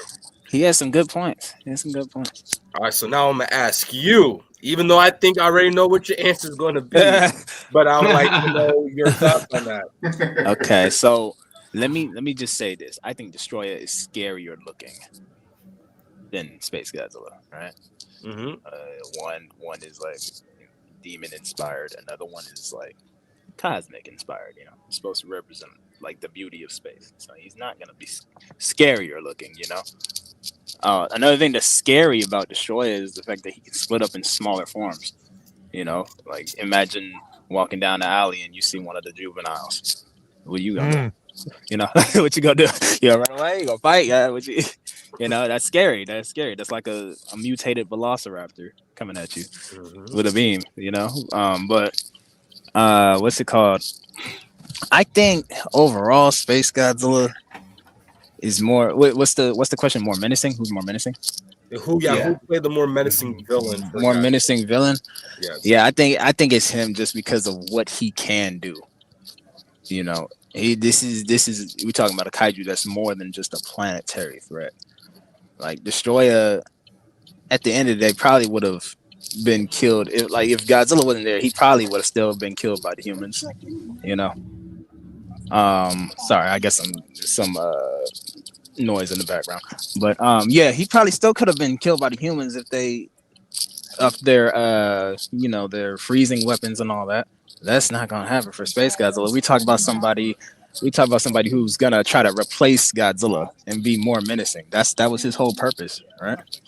So just an alien invader coming down to replace Godzilla versus a crustacean colony that it keeps trying to mutate. I think I'm gonna go with Space Godzilla on this one.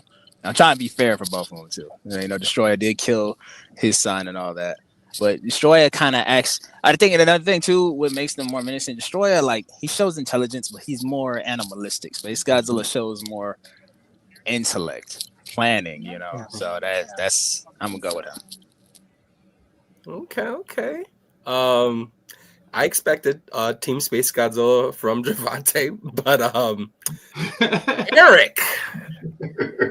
I want to ask Eric because last year when I asked this question, Eric had a whole game plan of an answer. So I would love to know what would be your answer pertaining to this specific question now. So if we were to answer both the questions, who would win or who's menacing, the answer is same for both of them for me. Okay. And that's honestly not even close. And I will give it and not even think a second guess about it, but it'll be Space Godzilla. To me, Godzilla. He's spitting. I'm sorry, I interjected. He's spitting though. He was the biggest threat in the whole era of the Heisei, bar none. Okay. The fact that we always talk about Godzilla being the king of the monsters and him being this unstoppable force and whatnot. Literally, you take that, but you make a clone, but he's pure evil. Okay, there's no changing his mind. There's no reasoning with him. There's none of that. He's just pure evil, pure chaos, pure destruction. That's crazy to me. You're taking the most powerful being on the earth and duplicating him, but just turning him pure evil, and there's no, changing his mind or whatever. But also, like, let's think of the fact that Space Godzilla could literally produce his own power and his own environment to make it his own, and basically he could have terraformed a planet to his liking, and nobody would have been able to do a damn thing about it. Okay, he could have gone to planet and just terraforming everything and literally wiping out existence of life forms everywhere. That, to me, that's super menacing and super scary if you really think about it. He was producing his own energy. It was a nonstop supply that you couldn't cut off unless you destroy the conductor.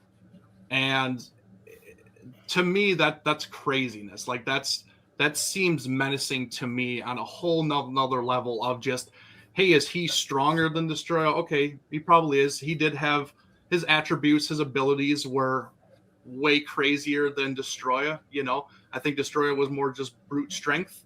But even Javante even said it, intelligence was huge for Space Godzilla. I think he was more of, as they say, thinking animal. It's you could just see that there was thought into everything that he was doing and what he was trying to do. And to me, putting that kind of body, that kind of mindset with that intellect, dude, that's scary beyond belief, honestly. So can I say something else too? I mean, like, I know this is not the movies, it's a video game realm, but yeah, in both Save the Earth and Unleash, like, Space Godzilla is the final boss over Destroyer. Damn it, and and like Vorticia states in Save the Earth that they need G cells to create the ultimate monster, and that would be Space Godzilla. You can see he's the final boss. And Godzilla Unleashed, who's the leader of the mutants faction, it's Space Godzilla. He recruited Destroyer. That means Destroyer is an underling working for him. That goes for Biollante, that goes for Titanosaurus, that goes for all of them. Like, here's another thing too, with the movies. Godzilla versus Space Godzilla is the only movie in the Heisei series where Godzilla is not a villain or not the main threat. That's the only one. Godzilla is the main threat in every other Heisei movie, but Godzilla versus Space Godzilla. Who's the threat that's above Godzilla? Space Godzilla. Who was the main threat in Godzilla versus Destroyer? Godzilla. I would be more terrified of Godzilla than I would Destroyer, because I know we could take that thing out, but Godzilla gonna blow up the Earth. I don't know, bro. I don't know. Like this, you just gotta dig a little deeper sometimes when you look at stuff like this. You know. I'm sorry, I had to get that out there. Absolutely. I think Franklin here has convinced me that it probably should be. Look, I didn't even get into the comics or nothing like that too. I'm telling you, this is crazy. Get crazy. Like, it's just how it is. I guess. Like, go ahead. I guess I just took the question as like more of like who looked more like menacing to me as like who looked more evil and you know had more of these like you know like the evil shots and like there's fire behind Destroyer and like menacing that way, but yeah, no, I get it. I mean, hey, I like Space Godzilla more than Destroyer. I've admitted that for years, so it wasn't hard to convince me, but you did. Yeah, Destroyer, like, and I'm finally at a spot. Like, I don't know if you guys mind if I talk a little bit about this, but I'm finally at a spot where I don't have to have the internet connection crashing on me. But like I was saying, like a little earlier. Like the fan base, especially like a lot of the younger fans, they tend to think that Destroyer is the strongest kaiju, right? And I've been on this train of trying to get a lot of our fellow Godzilla fans to realize, like, no, he's not. He's not, and that's not what his character is intended to be. He's not supposed to be some Thanos final boss type of kaiju. You know what I mean? He's just supposed to be a foil to what Godzilla represents. You know? He's supposed to be that oxygen destroyer. He's supposed to take him down, but he fails every single time. If we go through all media pertaining to Destroyer, the only W's that Destroyer has is killing Godzilla Jr., who came back to life anyway, and getting a final blow on Mothra and Godzilla Cataclysm after she was already fighting Godzilla and Biollante to begin with. He has lost and retreated in every single battle he's ever been in all media. Now that doesn't make him a fraud, because I think that's our problem as a fan base, thinking that this is a kaiju that's supposed to be like a final boss, and that's why I was saying that I feel like he's misunderstood as a character. I think he's not supposed to be that. He's supposed to be something that fails repeatedly but constantly evolves for that situation. That's why he has multiple evolutions. You know? Yeah. Space Godzilla, on the other hand, that is the final boss. That's Darkseid. That's Thanos. Yeah. Like, if we could give a giant Infinity Gauntlet to all the kaiju in the Godzilla series, I think Space Godzilla is one of the few ones who could actually use it. Well, yeah, and honestly, Javante, like, to go with your point, like even the comics, you know, Space Godzilla saw like an offspring or something that was of his genetics in his hand, and what did he do with it? Crushed it. Exactly. Crushed it. Killed it because he don't want something that could possibly overthrow him in any way. Like that's craziness. Like that's killing his own kind. That's beyond another level. Like I understand. Like we're talking menacing, but menacing goes more than just what something looks like. It's what something can do. It's what something can bring to the table, and that's how I kind of see this. Is just that one might be scarier and one looks like Godzilla, but like to me it goes more than just that. It goes to all this other stuff that's like, oh crap, like to me that's super menacing. All the things that Javante said and I stated, like that's scary to me. So absolutely cooked. Well, you also brought up a good point that there's very few Thanos level of events in the Godzilla, and that's the analogy that I always like to use whenever we talk about the Monsterverse and how they kind of shot themselves in the foot by bringing in and defeating King Ghidorah in the second movie. And you know, we've all had this conversation many times on the channel. Who's left that could realistically be that be-all, end-all threat? And honestly, I think there is only a couple of those, and Space Godzilla, to me, is on that list. Because you could see a modern retelling of destroy all monsters or whatever, where it all leads up to Space Godzilla, and where Godzilla and Kong and Rodan, Mothra, Shimo, the ape army are teaming up to take down a Space Godzilla. Yeah. Absolutely. Yeah, I mean, hey, look, there's a reason why he's in Supernova. Destroy ain't mentioned. Spoilers. Spoilers. All right, really quick, I do want to get to everyone before we jump into the next topic. Wow, you know what? That was a pretty engaging topic between the three of you guys. Samson. How the fuck am I supposed to follow up any of that?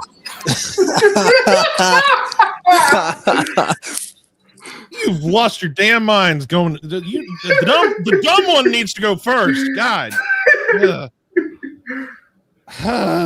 And also, my answer got stolen because I'm the video game guy, and the video game aspect got put in there at the last second. Damn it. Yeah, it's like Joe just said. You've all convinced me too. I think Destroy is a more menacing looking creature, but Space Godzilla is the Thanos level threat, or whatever y'all are saying. It's Space Godzilla. The intellect, the design is actually very radical since I watched that for the first time in a while for our show that we did last year. That's the first heisei movie I've seen in decades. And yeah, he's a dick. He really is. He purposely goes after little Godzilla and traps him, and just a big F you, middle finger to Godzilla. And he's like, ha, your son's in a thing. I'm going to go away now. Yeah, it is Space Godzilla, and I'm looking forward to, spoiler alert, even though everybody in the Godzilla community knows about it, what's going to happen in the new movie. So, I'm going to give it to Space Godzilla over Destroyah. Destroyah is kind of a giant bitch. He got his ass kicked he got killed by the army at the end of the damn movie. So that's always bugged the hell out of me. I'm like, Yeah. But the alternate ending that we watched last night was better. Adrian. I mean, this is probably the third time we've talked about this topic on this channel since its existence, and I'm sticking with my guns. It's going to be Space Godzilla. I'm not going to say and repeat everything everybody said. I'm going to say the exact same thing.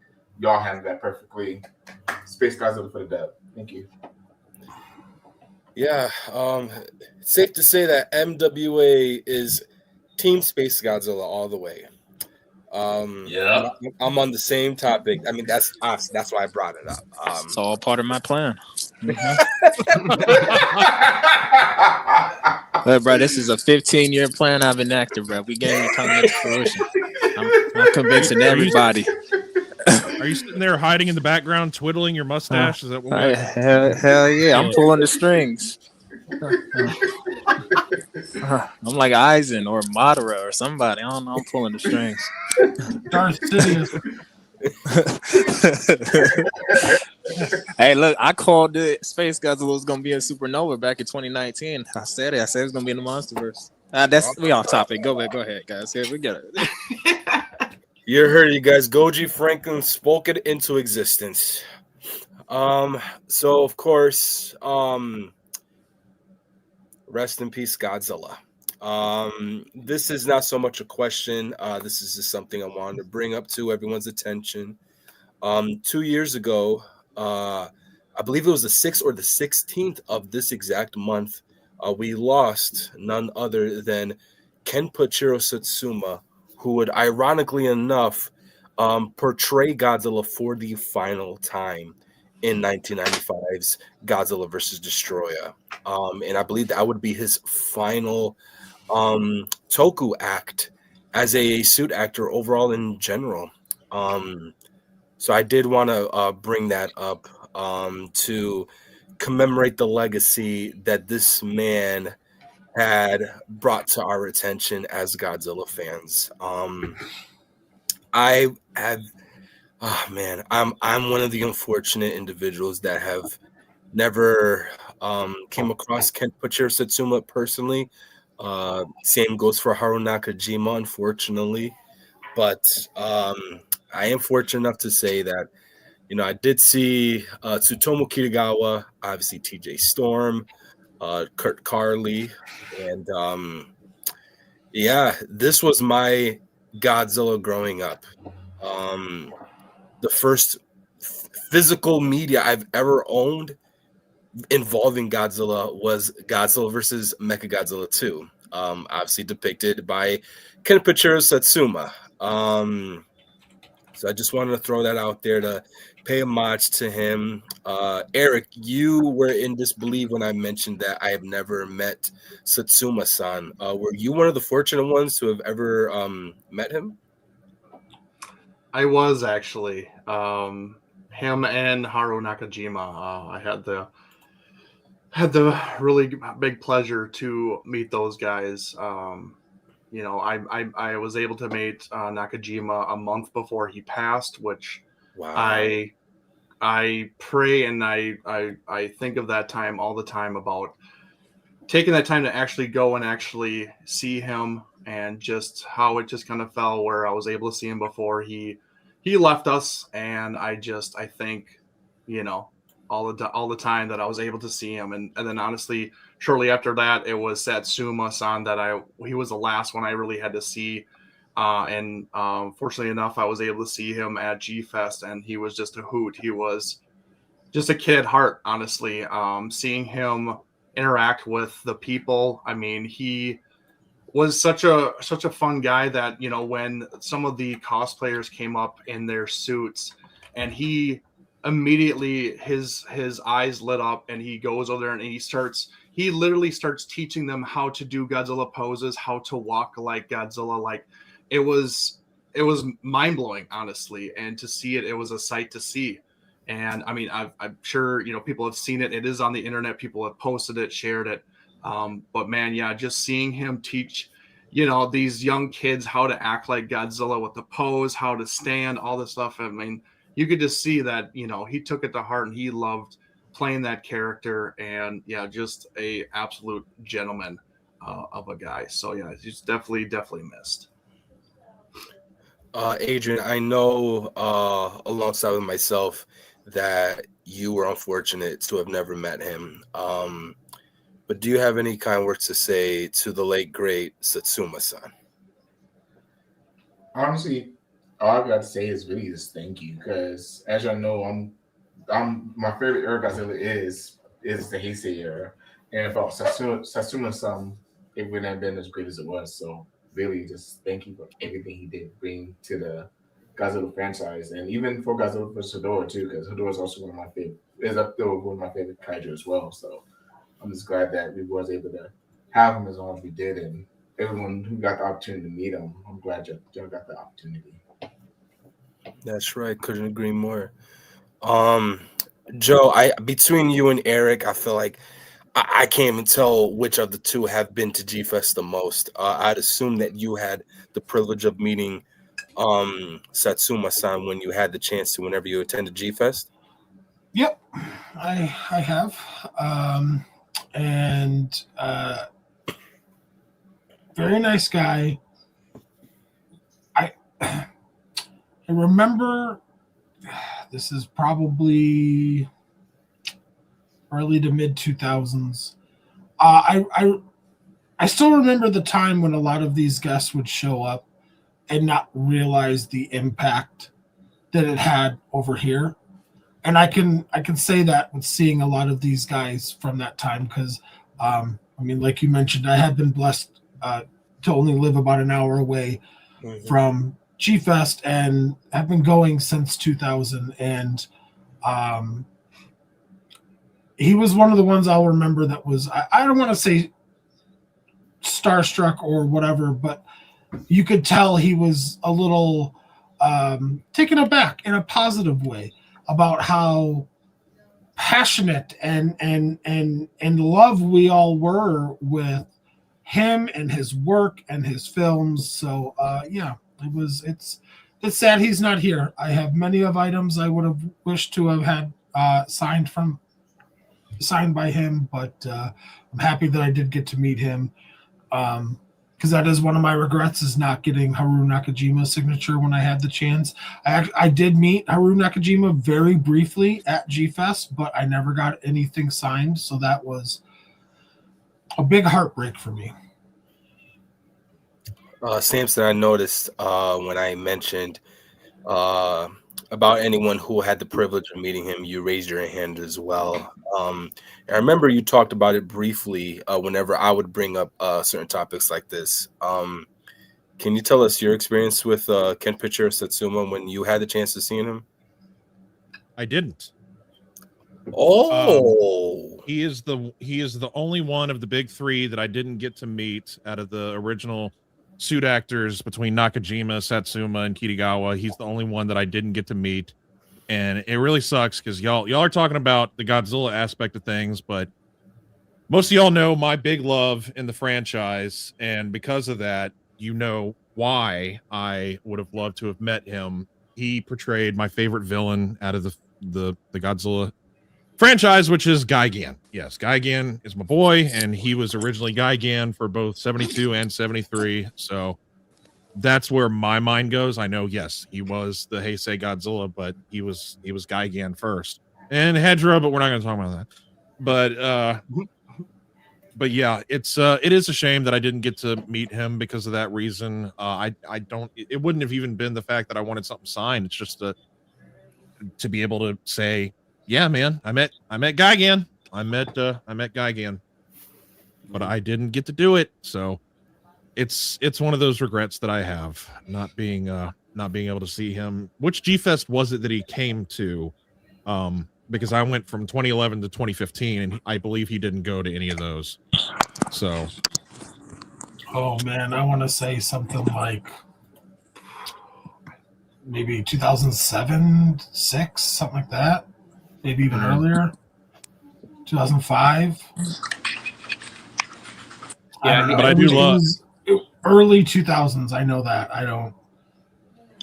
I'm sorry, Samson. I don't have like that Rolodex memory. Like a lot of a lot of fans can be like, oh well, it was the 14th hour of I don't. Yeah.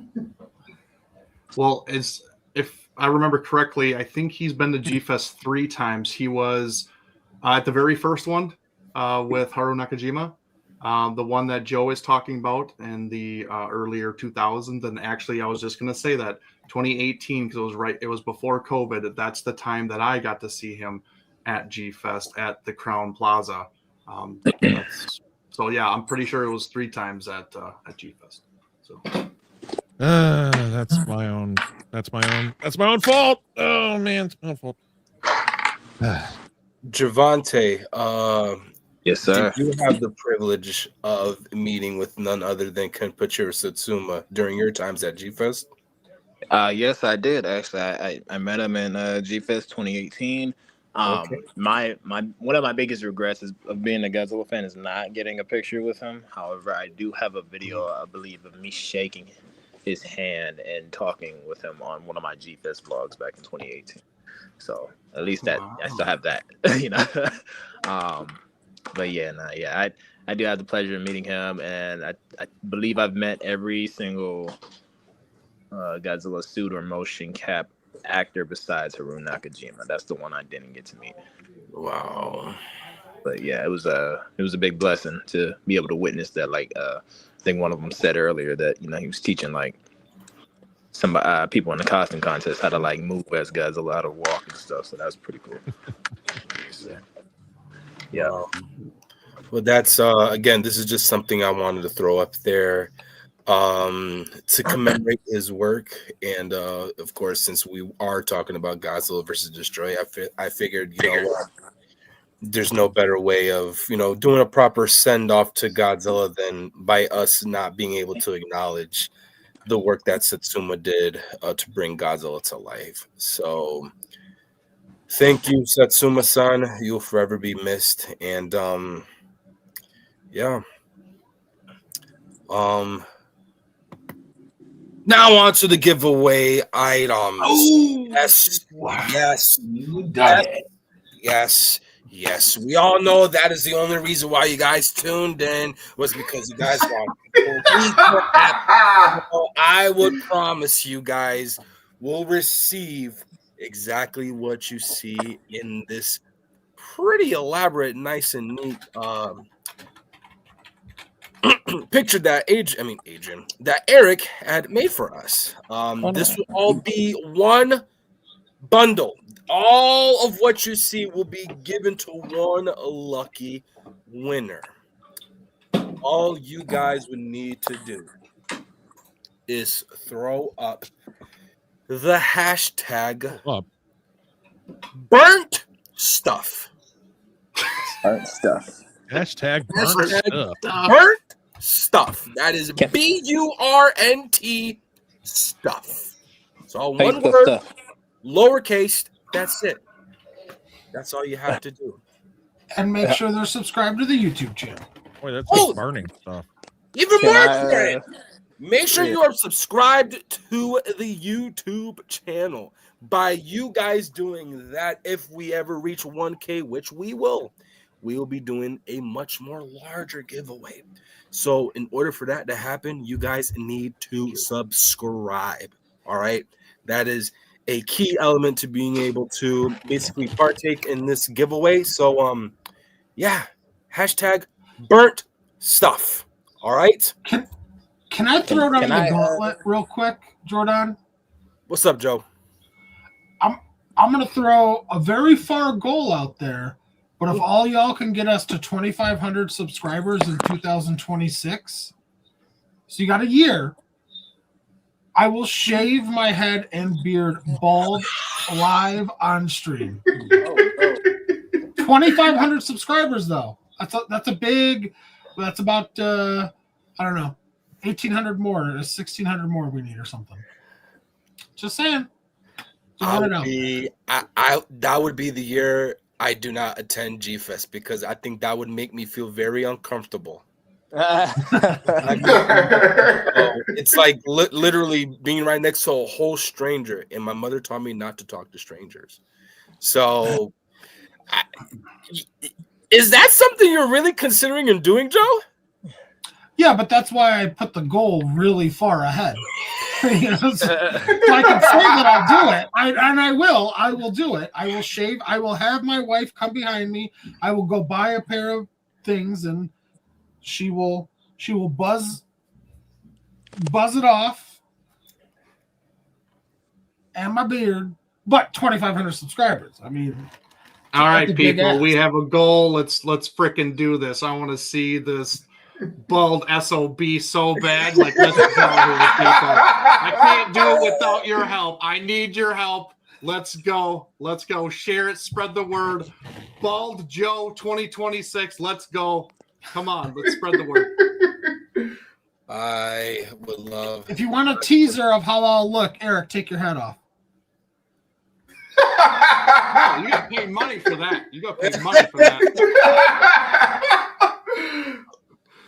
Also, while you guys are subscribing, please like this video. I mean, shoot, go through a binge of MWA content and like every single one of our videos and stuff like that. That really helps the channel, and we would really appreciate it. And of course, by you guys subscribing, that would also enhance our chances of being able to give you, top quality stuff pertaining to, I don't know, maybe let's say Super 7. Since we are affiliated with them, if you guys are not aware of that, go ahead and click our link tree so that you guys would be able to acquire all of your Super 7 goods. All right. Highly, highly suggest it. But make sure to do it under our link tree. All right. Now, while you guys are settling in with that, I would like to play with each and every single one of you guys.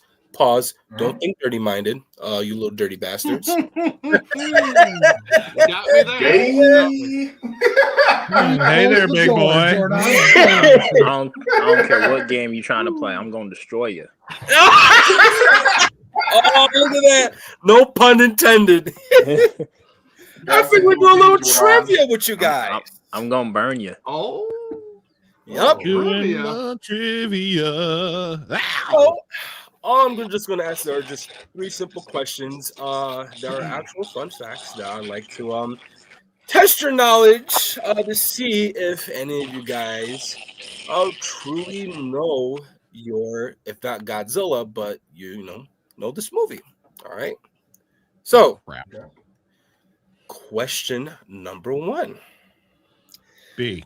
The sequence in this film where Godzilla's death theme song was being played was inspired by one of these 3 films.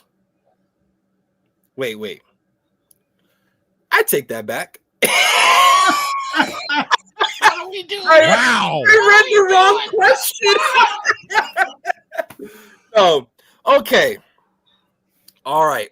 The sequence in the film where the Metropolitan police battled the juvenile forms of Destroyer was influenced by one of these movies.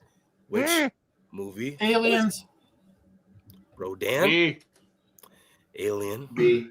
or them? I said B before that was even a thing. Well, No, you didn't. you all raised your got it hand right. before that was a thing. This was inspired by Alien. Don't you mean Aliens, 1986? Yeah, Aliens, the second one. Not Alien I'm 1979. thinking of Alien as a whole, so you guys could all suck it. You guys all got, bonus points. Actually, it is Aliens, directed by James Cameron. All right, next question. The theme for Godzilla's death in the film is actually a melody piece that Akira Fukube created using various other pieces of music he had composed for Toho. Which of these scores were used to basically create the score for Godzilla's death? Was it the opening for The Big Boss, which is a Yakuza film that Toho had produced? Is it the opening theme to Godzilla vs. Gigan, or is it the closer of the 1956 Rodan film, specifically Rodan's death? Say C. I think it's C for some reason. I'm going with A, the Big Boss. I'm gonna stick with C as well. I guess. I think I'm gonna stick with Actually, C. wait. Also. No, wait. I think Joe's right. I think it is A. I'm sticking with what I got. So What what's the right answer? I'm just going with Big Boss because that's what Jordan's mom calls me. So Oh man, Oh my God. he just likes it when I call him daddy, you guys. That's all. That's what- I want to apologize, guys. My phone had died. I was scrambling. No problem, bro. that's So what really that noise was. really quick. The question I have pertaining to what you see right here is the theme for Godzilla's death in the film is actually a melody piece that Akira Fukube created using various other pieces of music he had composed for Toho. Which out of these 3 are the songs that he had used to inspire Godzilla's death in Godzilla vs. Destroyer? C. What do you got, Gigi? C. You got B? C. Okay, you got B. No, I said C. Oh, C. Oh, I'm sorry. I couldn't hear my fault. Clean your ears. We got like what, 3 C's? Yeah. He's not saying yes in Spanish. He's saying the fucking letter C. And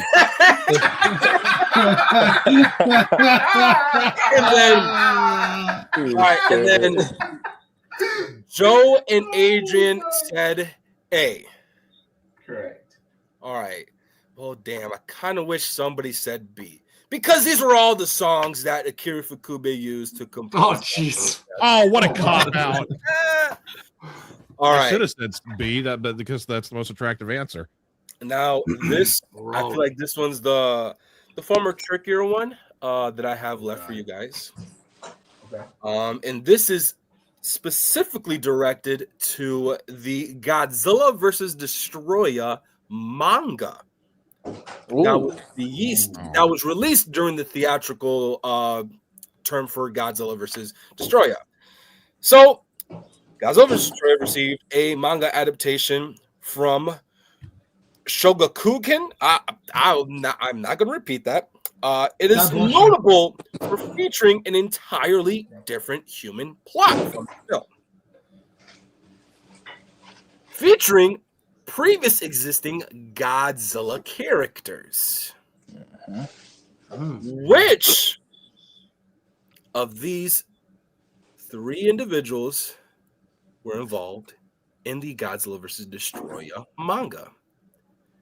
Is it Kazuma Aoki, who is the pilot for Garuda in Godzilla vs. Mechagodzilla 2?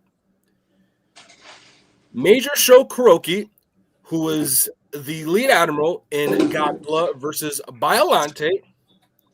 Or is it C, a long lost child from none other than Dr. Shirasawa? I'm gonna say C for some. I have a good feeling about C. Joe, are you agreeing with C? C. He's not saying yes again. No, I'm saying yes. I'm agreeing. C. Si, senor. Devontae. I'm going with A.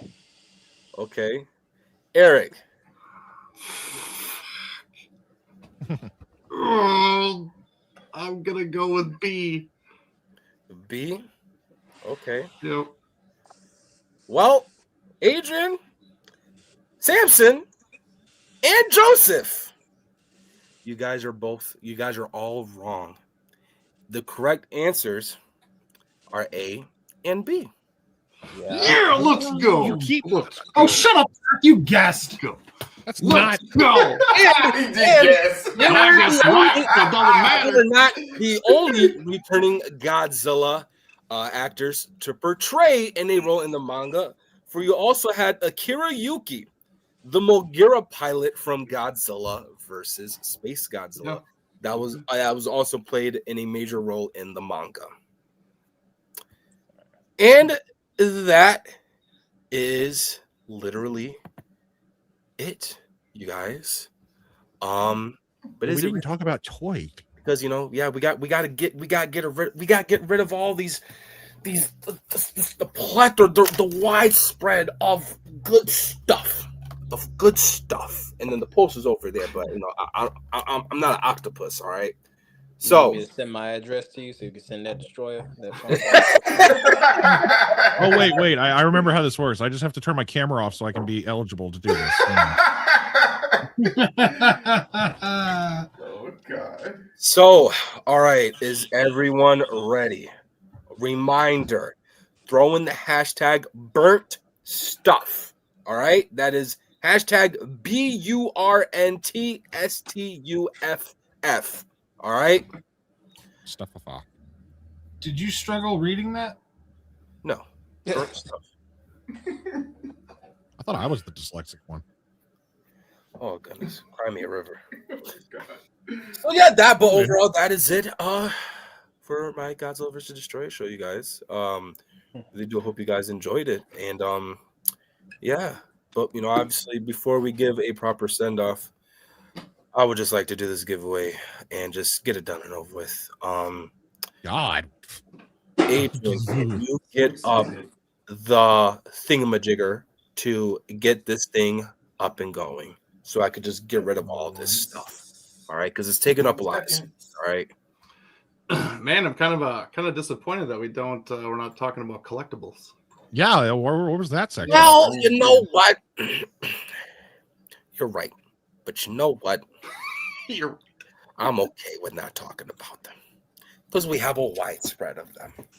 Eric has it over. I can see him staring at it. He's I like, don't need anyone to show me something that I don't own. It'll get me depressed. I'll cry myself to sleep. Such a hater. He gonna make me pull out my Marmot Monster Heaven's Destroyer figure, and then everybody gonna get. Oh, you have one of those. Damn. I do. And my Desu Goji, my Marmot Desu Goji. Okay. Out of the bajillion different variants. I got one of them at least. What's Joe zooming in on? What do we got? Of course. Well, I figured again, that's I guess that is a common thing that we do tend to bring up whenever we're doing our monthly shows. But I'm like, I'm pretty confident saying that we have a good chunk of Godzilla versus Destroyer stuff. So that is the reason. Okay. What did I do? What? This is nothing. What you know what? Actually, this is perfect because guess what? For anyone that wins, you guys will also win the FSL Destroyer. Oh no, it's all free. No, sorry, bye. I need safety glasses to fuck with that thing. All right, let's get this going in 3, 2, and uno. Oh,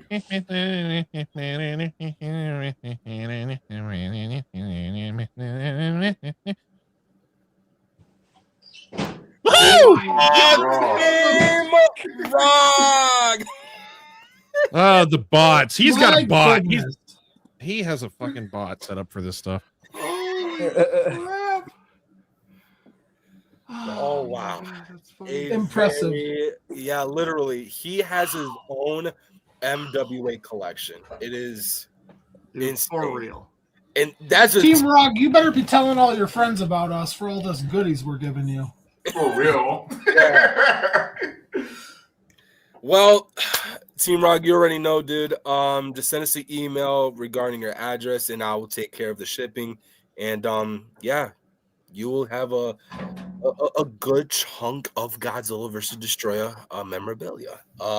With the few things that showed off, you'll also be receiving this poster I was able to get a few months back. So yeah, that was pretty cool. That was going to be nice for the giveaway, and so yeah. But again, congrats, buddy. And winning. Oh my god! Why? Well, you mad, bro? Yeah, kind of tight. Mad is an understatement.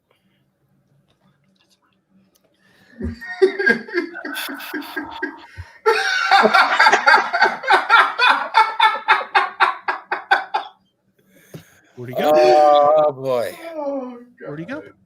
But I would just like to thank each and every single one of you guys for chiming in. I really do hope.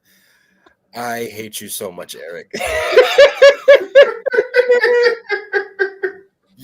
What happened? I missed it. What happened? Oh my god. You guys, just so you know, just to get a clarification, yes, everything that Eric is showing off and making himself big for you guys will all be given away. No. All right. No. Out of the kindness of his heart. Oh, wait, did we just wait, you know what? That too. You Oh, that's signed by the man himself, to show right? it off. Yep. Yeah, we had our stuff set up and ready to go. Jordan. Yeah, Demon Boy. Hey. I'm just getting in there. Okay. I'm just getting in there. Okay. It's okay. Man, right. Eric ain't showing. He's not Another showcasing. thing, He's another showing dollar. off. That's it. All right. Now let's wrap this show up. All right. Somebody sounds angry. I really do hope that you guys. God damn it, Joseph. Yes, sir. Koichi Kawakita, baby. Let's go. Hey guys, I'm sorry I have to interrupt, but I got some stuff that I do got to do, so I just wanted to get up out of here real quick. No problem, bro. Listen, Javante, I appreciate you hopping on with the short time of notice, and being that you're out on vacation and stuff like that for the holidays, we couldn't be more appreciative, bro. Absolutely. I really apologize. I'm a very busy man. I'm moving around. I'm in 3 separate cities in California right now, but I definitely wanted to make this for you guys. Damn. I had a lot of fun. I just did a drive from San Francisco to San Diego, so I just got here to San Diego. Oh, God. You spit some mad facts, and you made Joe change his mind, so you are always welcome. Bro, that's a feat in of itself. Hell yeah. Yeah, he's a stubborn SOB, so... Yeah, I appreciate you guys for having me on, man. Like, it's always a treat being Thanks, on. man. And just let me know when you guys want me to join the next one. Most likely, I'll be home that time, so I can show off some figures too. I'll definitely right on. my brother. Absolutely. Enjoy your vacation. Thanks, man. Absolutely. Happy holidays to you guys. Happy holidays, man. Happy See you holidays. later. Have a good one. You too. Later. All right. Well, that wraps it up, you guys. Thank you for everyone for tuning in. Thank you, Adrian, Joe, Eric, and Sam for hopping on in. I hope you guys did really have a lot of fun with this show as I hosted it. As always, I feel like I can't remind you guys more than what I already do. Make sure to follow all of our socials. All right. You guys can't come on here and yell, embrace the attitude, and not embrace every single content that we make in a widespread of social media accounts, ranging from Twitch, Twitter, Instagram, TikTok. Follow our Facebook group. All right. We have a crap ton of content that no one else is touching based on, and we are the best to do it. All right. Thank you guys for tuning in. And really quick before we wrap things up, this will not be our last show of the year. Speaking of all these figures that everyone is showing off, we'll be having our final Box Day Christmas Haul edition. So if you guys follow our Facebook group, which if you guys don't, I highly suggest it, because on Thursday, we want you guys to share with us your Christmas haul, and we will show it here on YouTube so that the world can see and so that we can all have a good old jolly holiday special for each and every single one of you guys. All right. That is it. And what's the phrase? What's the thing that we do? It's one phrase, 3 words. Embrace the attitude. Embrace the attitude. Later, everyone.